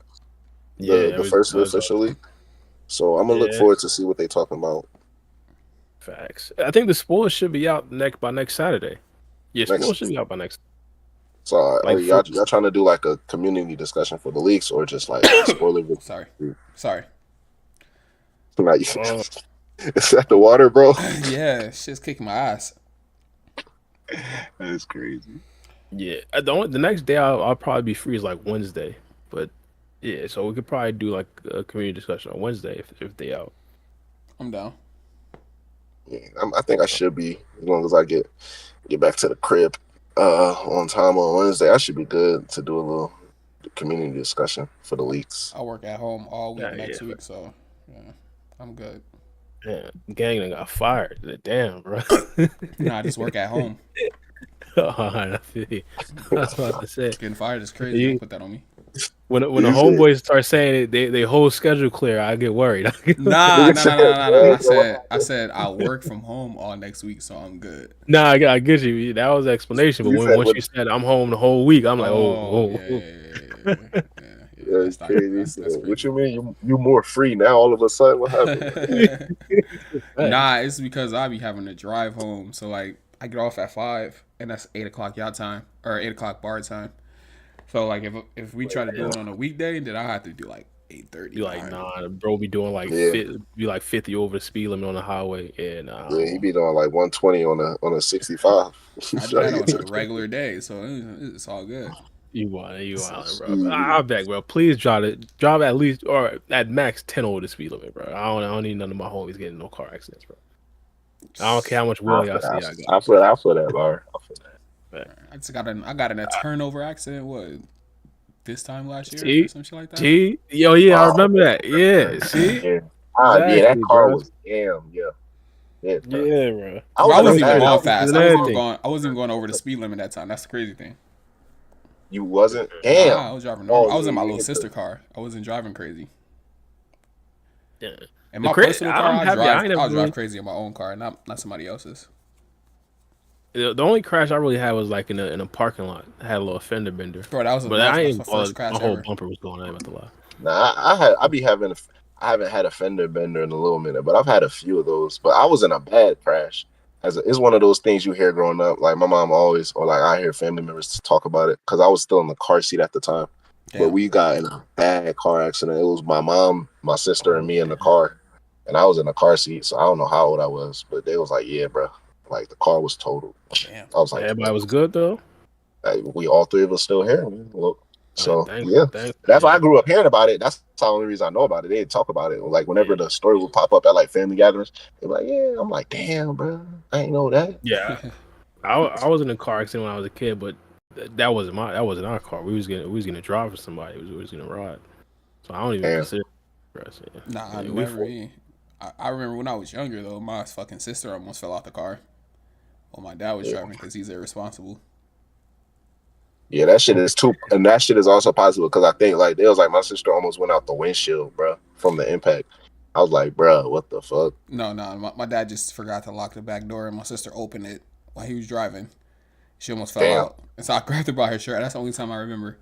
Other than that, I only got in car accident by myself. And that was at one time. But damn, your sister almost went out the window. That's crazy. Did she wasn't in a she wasn't in a car seat too? She like older than you? Nah, my sister was the one driving. Like I was a baby, bro. Like she didn't have a seatbelt on? Yeah. You said what? She didn't have a seatbelt on? I mean, I don't think so. I mean, if she almost flew out the windshield, like I don't think so. But like she was the only one that was even hurt, and it was like the cuts and stuff on her arm and stuff. Like from how I hear the story. Like it wasn't like bro, the car, the way you look at the car, you would be like, damn, who was in that? But all three of us, we was good. So that's a blessing. Right? That's a blessing. Yeah. Thank God, for real. Hell yeah, for sure. Hey, are you into comedy, Black? Yeah, I think Kevin Hart funny as fuck, bro. Nah, it's this comedian. He's like based in Houston. Ali Sadiq. I don't know if you ever heard of him before. Older dude. He did the joke. I'm gonna give you the joke that he's like really famous for. Mexicans got on boots. You never see that? You never seen that shit on what's happening now, where he's like in prison and shit, and he's like they walking around whispering Mexicans got on boots and shit. Oh man, if you ain't here, then I can't really do it. But he's a Houston comedian though. Like he's a Houston-based comedian. That's what I've heard. I'm about to say I've heard the name Ali Sadiq. I'm trying to put a face to the name though. I can't right now. That Mexicans got on boots skit is like hella famous. Hold on, let me. You said what, Barber? No, I was saying that's probably something I heard in Newark. Ali Sadiq, probably one of the Muslim brothers. Yeah, he is a Muslim. No, he's for sure Muslim.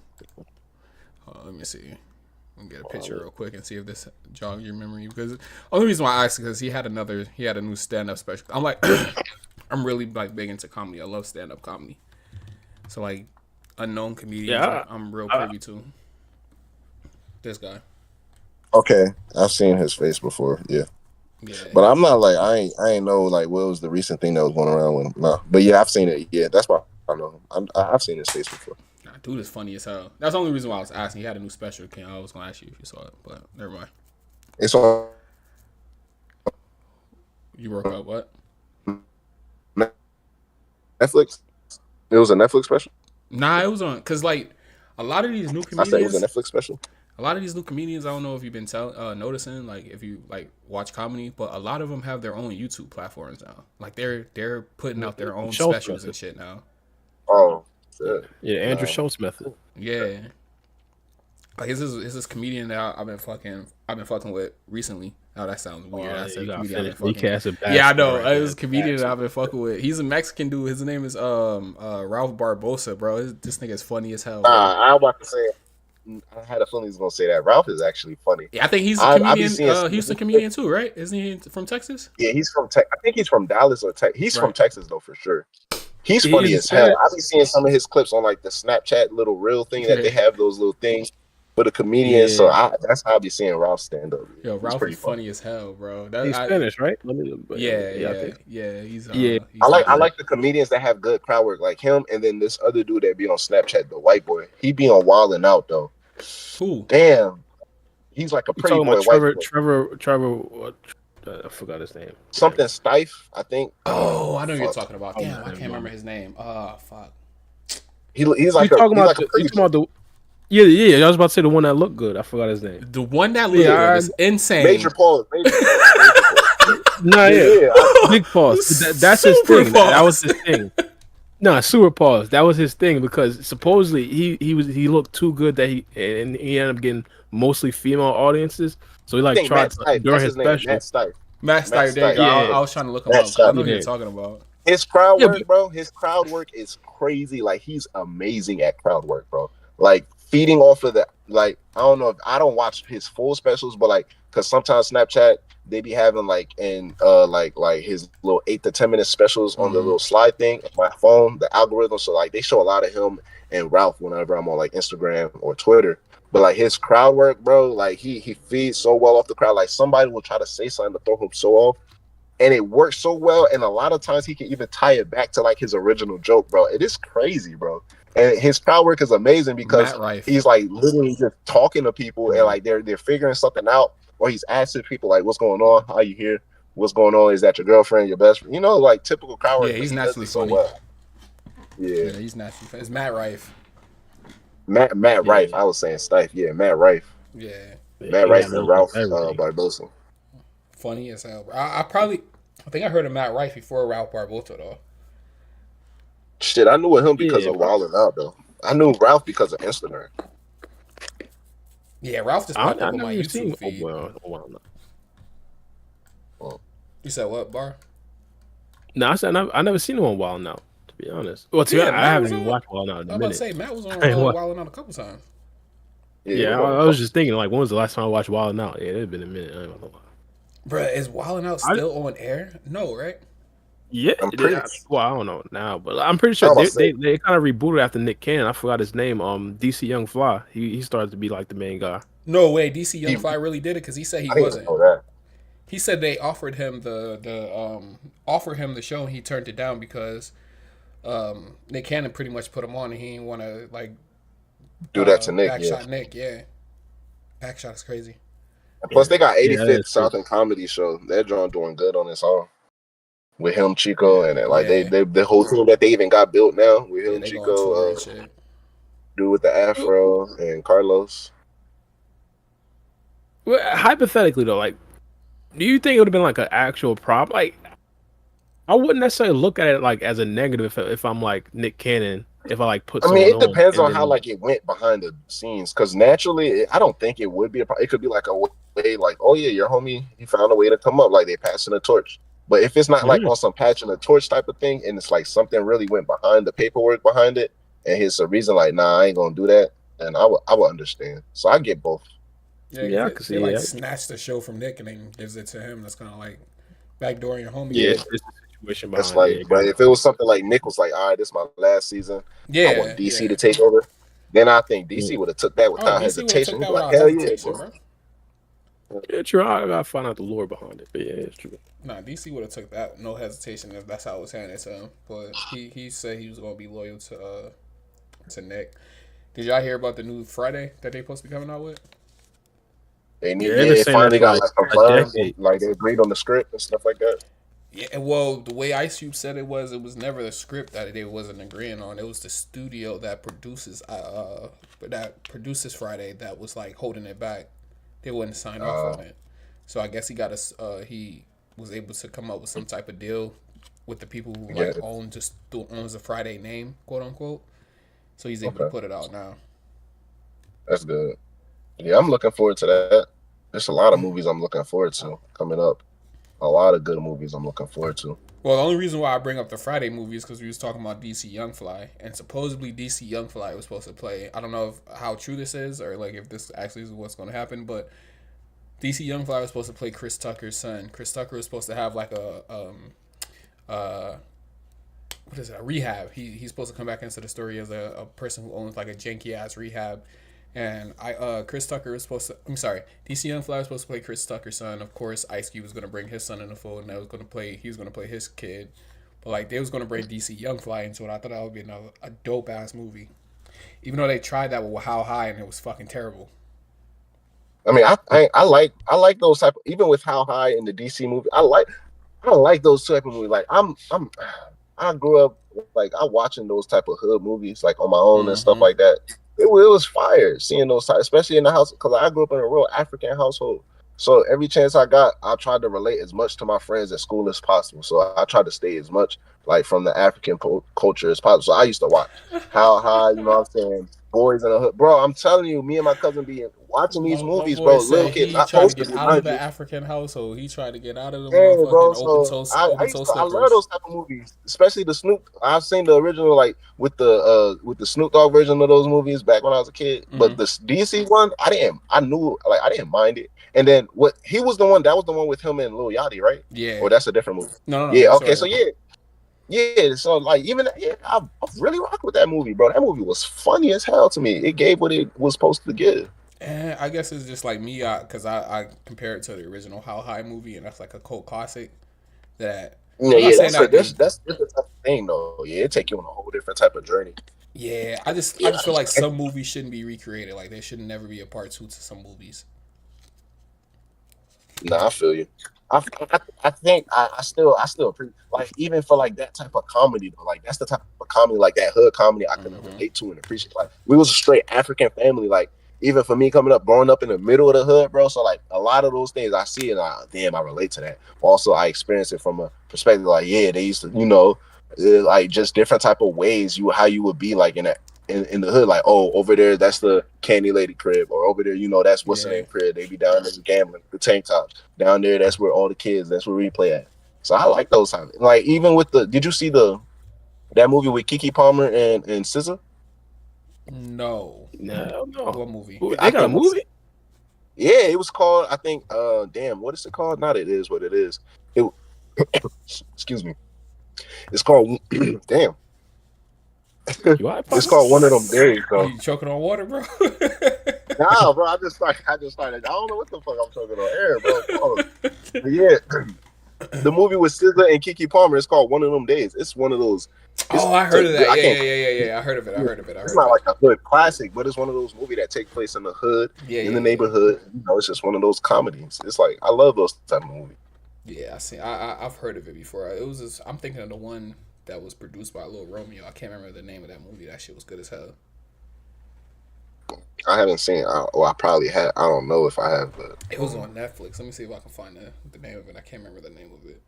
I think it had like I'll Be Sure in it and shit. But one of them days, I went to theaters to see that one with Keke Palmer and SZA. It was a good ass movie, and they have good acting chemistry on screen together. Well, I'll Be Sure. So it worked. I'll Be Sure, son. Yeah, I can't remember that nigga name. Hold on. Nah, y'all can go ahead. I'm just trying to find this movie. Yeah. Oh nah, but yeah, I mean, shit. Other than that, like those type of hood movies is the ones that I really enjoy. So with DC Young Fly, if he's in the new Friday movie, I think it's gonna be a hit. And I think he's big enough to where he's nice. It's a no-brainer. He's gonna be in that movie. I think he definitely is a part. Yeah. Brotherly Love. That's what the movie's called. Yeah, that shit was good as hell. Brotherly Love. Well, Keke Palmer was in this movie too. Actually, she was the main character in this movie. That sounds familiar. I'm not gonna lie. It does. I'm gonna send y'all a screenshot of the actual thing. Hold on. It's on Netflix. I'm gonna look what I was looking. That's where I saw it at on Netflix, but I don't know if it's still there or not. Yeah, I probably seen it while I was scrolling Netflix or something like that. I didn't know. This movie's actually fucking good as hell, bro. This is a real good movie. It's like you saying, Black. It's like one of those hood movies. It's super, super good. Hold on, let me see. Brother, it's not on Netflix no more. Probably not. I don't think so. Let me see. Where? Oh yeah, I'm seeing one of them days on Netflix right now. Oh, one of them days on Netflix. Yep. Go ahead. Yeah, Y'all that's need to what I watch saw. that. That's what I'm saying. Like I seen that shit before. I knew I did, but yeah, it was from scrolling through Netflix. I went to theater to see it. That shit is good though. Oh, it was in movies.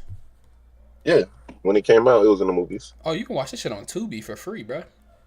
And now, yeah. I mean, I ain't sure. I like content entertainment, so I don't mind paying for a movie that I want to go see. You feel me? So Nah, me neither, bro. Me neither. I don't. I I go to the definitely, movies. I go to actually where I live at now. They got a drive-in right here, so I be going to the drive-ins a lot now too. Just pull up to that motherfucker. bro. Houston, bro, they spoil, bro. They do things so differently out here. Like niggas got rooftop movies. What? We got drive. Yeah, bro. I done been through all. Like ever since I moved to Houston, like my go-to movie theater is the studio movie. Like I ain't trying like, but like people from Texas know the type of movie I'm talking about. It's like a movie you go to. They got the seats you put there. You press the button once you get into the theater, and you got a waitress that comes to you and they Oh, take we your got that order and you here. order like. Yeah, all of that. So that's like my go-to movies. But then we got like drive-in movies, and then we got what's the name? Oh, I guess we The got rooftop rooftop movies movies. here. I ain't never Yeah, knew that. they release it like in the summer. Like they have like a month of movies that they do like nights. So you just buy the ticket for whichever movie you're trying to see, and then in the holidays they do it. They do a special where they show like old classic winter movies and stuff like for like months straight, like everything that matching the holidays. But yeah, Bro, we the got that rooftop here. movies is I fire. never knew that, bro. I'm gonna have to check that shit out. I'm just looking it up right now. Boy, yeah, on the roof, boy, and it's a big ass screen. It's like for the one I've been to, it's like we on the top of the thing, the top of the roof, because obviously it's like a parking garage, and then the Yeah, they inside of the call it a building. But once moonlight cinema here. you get to the top, bro, and it's split on the half. The roof, the entire roof is split in half. Two movies being shown at a time. There are only two theaters, so either your movie's on the left or the right. You get your headphones, and they tell you the buttons to use to control it, whether you control the volume or mute it. So essentially, if you take off your headphones, the entire scene, like the entire thing, is quiet. Quiet. You can only hear, yeah, you can only hear the movie when you put on your headphones because you're outside and you're literally at the top of the tallest building and stuff like that. And then you look over, you're not at the edge, like everything is set like within a safe area and in the middle, but like you can see the view, and it's crazy, bro. I be rocking with those. So that's why I love going to movies out in Houston, because I'd be like, what mood am I in today? Like, I want to go Yeah, outside, that's or I so want to stay in fire. the car, want to kick back, you know what I'm saying, do the whole thing. Yeah, because that's like kind of like the drive-ins here or whatever. Like I don't know how the drive-ins are in Houston. I'm pretty sure it's the same thing. Like you just sync your radio station to the movie screen. Like you pull up, you buy your tickets. They tell you what fucking Shit, channel to put it that's the thing. on. I've never driven myself to like a drive-on movie theaters, but it's like normally like they have the designated parking areas for Houston. Like Houston is so big and extravagant, but at the same, it's ghetto too. So like it's like a big ass screen set off in like the parking lot, and you know they have the designated spaces where everybody drives up, and it's Mm-hmm. loud enough and big enough. You feel me, to where you can watch it and stuff. I Mm-hmm. haven't. I think there was one like either this year or some around the time, like towards the end of last year. It was a drive-up movie theater. I didn't have the opportunity to go to that one, so I haven't been to the one that they have out right now. So for the drive-in, but we do have those. And then I think there was something else where it was like a drive-through thing, but I think that was like a experiment type of thing. I don't know, bro. They be having different stuff because it was like downtown, like some type of waterfall area where you like drive through and see the movies. But it's different things, because even at my old job, I used to work in the mall at Cheesecake Factory. There's like a whole area where they have movies like shown every weekend on this big stage, and people come out, and you don't even buy tickets to that movie. Literally, if you're just at the mall at the time Mm-hmm. and you see the movie they show, you rock with it. People be pulling out their lawn chairs, bringing in little picnic dates and stuff. They be watching movies at the mall, bro. What the fuck? Yeah, Yeah, Houston is straight up fucking outside. Texas is its own country, bro. Y'all got some shit that the whole world don't got. It's just different stuff out here. You just Y'all get your used own to it once country. you. Every time I be realizing that, like whenever somebody's out of town visiting and we just doing something, they be like, "What the?" I be like, "Bro, oh, I forget. This is probably something they only do in Houston, huh?" Yeah, Well, yeah, definitely, it's definitely. crazy. No, I gotta visit. I gotta visit Texas someday. I always say I'm going to, but I never do. But I definitely got to. That's like one of the places that I I really don't want to know, visit. bro. I ain't trying to check in with Jay Prince, man. I don't Bro, know. you and Jay Prince, bro. What the fuck? I Hey, think only rappers got to do that. By the way, I don't think You normal never know, citizens bro. got to do that. Bobby gonna pull up. Jay Prince gonna be like, "Nah, I heard Bobby B's in town, bro. Nah, it's You crazy think out here." if Cenat go to Houston, you think he got to check in? Who? Kaiser? Cenat, yeah. I don't think so. No, I don't think it's not that big, especially Kaiser not on that. And I'm pretty sure has he? Because I watched some of his streams, but like he's been to Houston before, hasn't he? Who I'm not Kai? sure. I Like don't know. I don't know if it hasn't or has, but like it wouldn't be like a thing, bro. Because even in Houston itself, like Houston got a lot of famous TikTokers. Like my homegirl, I was at her apartments the other day, and she was telling me how like she stays in the same apartments with with some TikToker that's from Houston, and there was another TikToker at the time that was walking outside. He wasn't from Houston, but he was just visiting Houston. It's just like a lot of famous streamers and stuff be out here, so I don't think it's really that crazy in terms of like checking in, bro. It's like how they make it seem on the internet. I think that's only a rapper thing too. Rappers got to deal with that. I And don't it's think. all like it's just like if you make it a thing like, oh yeah, come to Houston, I'm gonna be at this place, and it's like, you know, I ain't trying to talk down on nobody's like gangster, but like nigga clout would just pull up and just be on, just be on some cool stuff. Ain't nothing gonna happen to you, bro. Just be cool. They Don't said feel ever nothing. since Big U, they said ever since Big U went to jail, what's it called? Jay Prince now the Shakedown Shaman. So you know Who said this? he the real one. He's shaking. They say he's shaking down anybody that steps to Houston. Who Yeah, said you know this? he now he everybody got run through him. He the new Debo on the block. Hey, maybe it's people like, hey man, maybe it's just people in that upper echelons of the societal community norms that just in that group, like they know, like, oh, I'm gonna be in Houston. Damn, you know Jay Prince and them. Like maybe it's just the people they hang with. But I don't even with that. Like just in general, when you go to it's like everybody got their hood. Houston hood is just like it's Houston hood. Don't be on some crazy stuff when you come out. It's just be like that. So I think even someone like Casanek, you said what? Oh no, you go ahead. You about to address what I was about to say. No, I said even someone like Casanek pull up and use it, he'd be good, bro. It's like it's just Houston. Bro, it's like when 50 pulled up in L.A. and Suge Knight tried to press him. Didn't go well for him. Now, LA is something I would admit is different because, like, Houston, especially, like, even like, don't come out to Houston and like, hey, where the hood at? Like, and look for trouble. Like, obviously, don't do that because you're gonna find what you're looking for. But like, even with Houston, it's like people can come out to Houston, do what they want. Like, every time I be in LA, I know for a fact there's certain solid colors I'm not about to wear, and I don't even do on that. But I know for a fact it's certain solid colors that every place is different. You feel me? So it's like, the only thing about LA is I'm not going there. I'm not going out there with all my jewelry on. My boy got killed doing that shit. So that's the only thing I'm not doing in LA.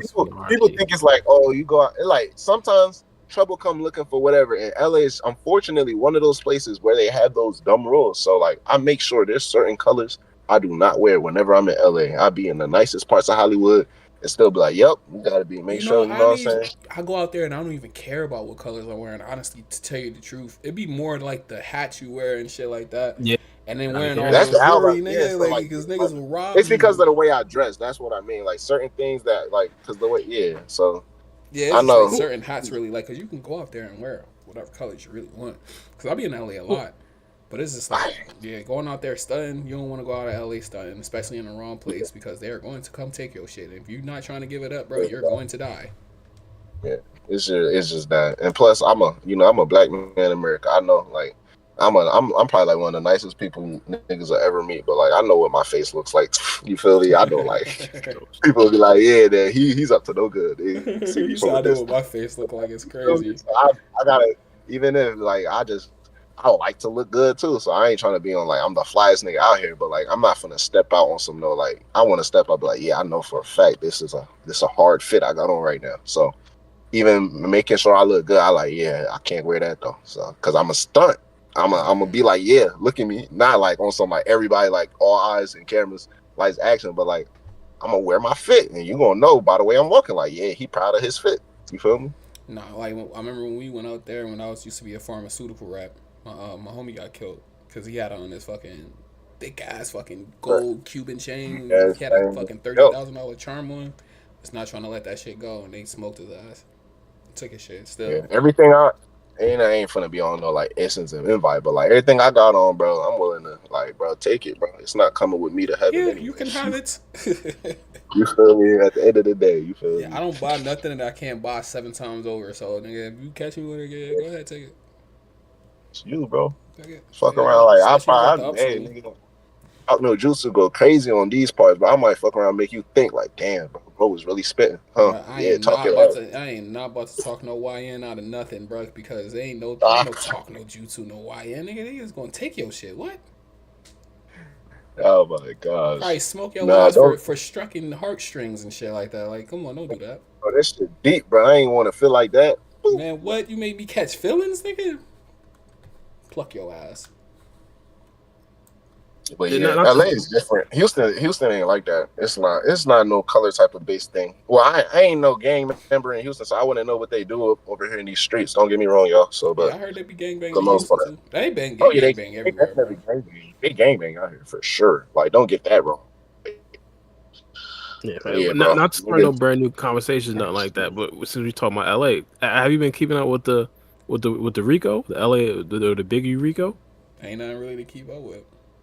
I'm about to say, I heard that Loose Cannon, he got Dirk's bond taken away because he was letting him use his phone. That's the only thing I really heard. Oh no, I heard. Wait, that Dirk too. is tied to the big Rico? Because of 3-way phone calls. No. They're just all in the same jail. Oh, okay. Which is fucking weird. I ain't got nowhere else to go, nigga. It's the maximum capital. It's the capital. Well, I guess there should be like a famous jail, though, right?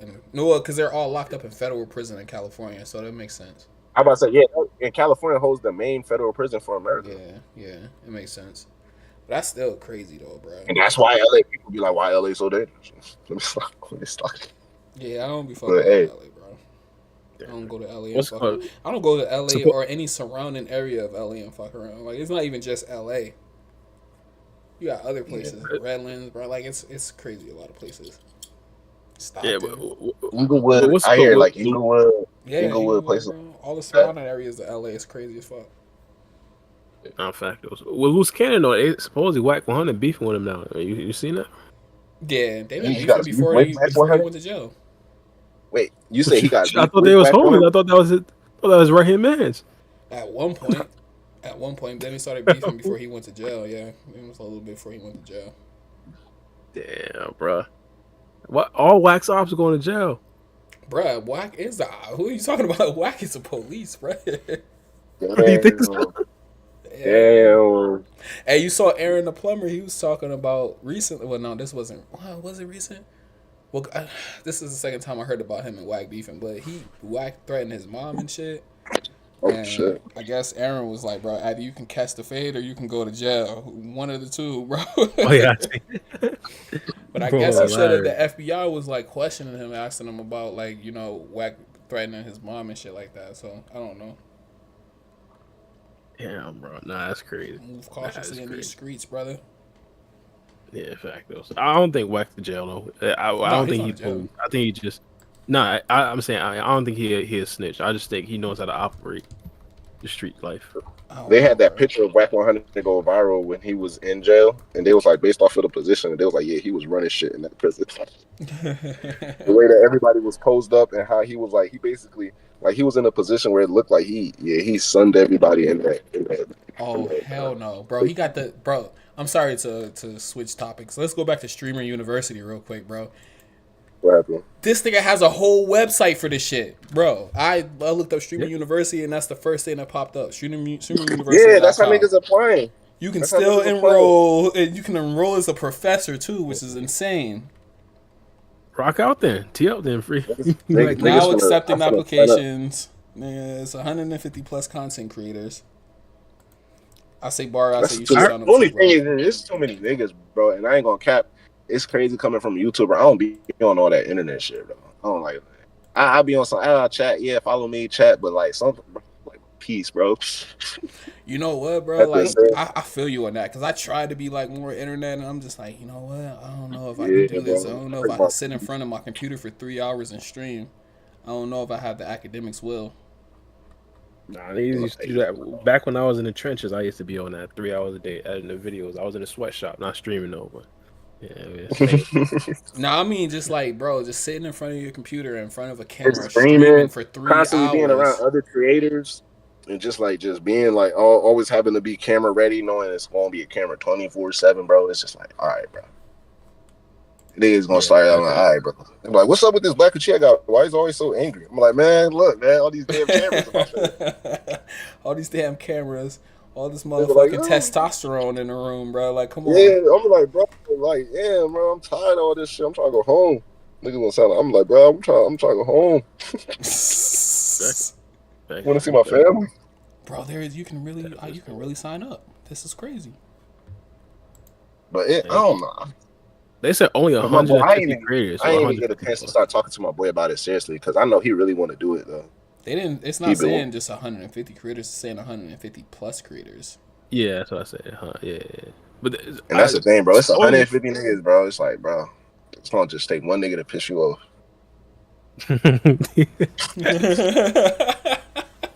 All right, not to be the party pooper though. Like, I hope everybody pull up on some positive vibes. Everybody trying to promote their content stuff. So, well, if they're gonna be streaming this shit, you know it's gonna be some conflicts, bro. That's yeah, that's what I'm saying. But knowing the streaming personality, how far some people are actually willing to go, it's like, bro, you know? I'm willing to be the Aaron Plummer of fucking Streamer University. I'm willing to fucking accept all fades. They gonna be like, yo, that free game guy is always fighting. Yeah, definitely. I'm willing to be the Aaron Plummer of the Streamer University. Let's go. Yeah, there's a way to get clout, I guess. And plus, but how would it be like? How would it look like for PTO? And two, a lot of these niggas probably don't got jobs too, though. Bro, niggas quitting their jobs. What are you talking about? Niggas quit. Niggas quit their job. Fuck around, don't get chosen for Streamer University. Some shit though. Right, you know how it's unemployed people, right? Most content creators, they probably stop going to university to try to pursue their career and stuff like that. He probably get 150 people that don't got a job. Yeah. Or they their job is streaming, so that's where their income comes from, and that's how they make their money. And a nigga got PTO. A nigga, if I get chosen, I'm ahead of time. I ain't got no PTO. I've been fucking free flight. Shit up. Yeah, niggas gonna have the time. The nigga got PTO, bro. So shit. Man, I'm quitting my job. Fuck it. I can find another one. Yeah. It'd be like that though. If you get an opportunity like that, I respect it. That's once in a lifetime, bro. That's why it's hand in hand. It's all up to the person. Yeah, factos. Bro, I am quitting. Right, I'm quitting in a grandiose fashion too. I'm streaming it.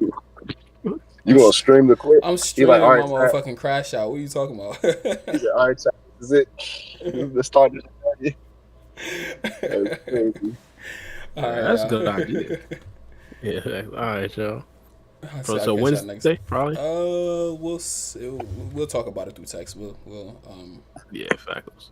For what, the leaks? It's the best time for us. Yeah, for the leaks. Oh, okay. For sure, y'all boys. Sure right now.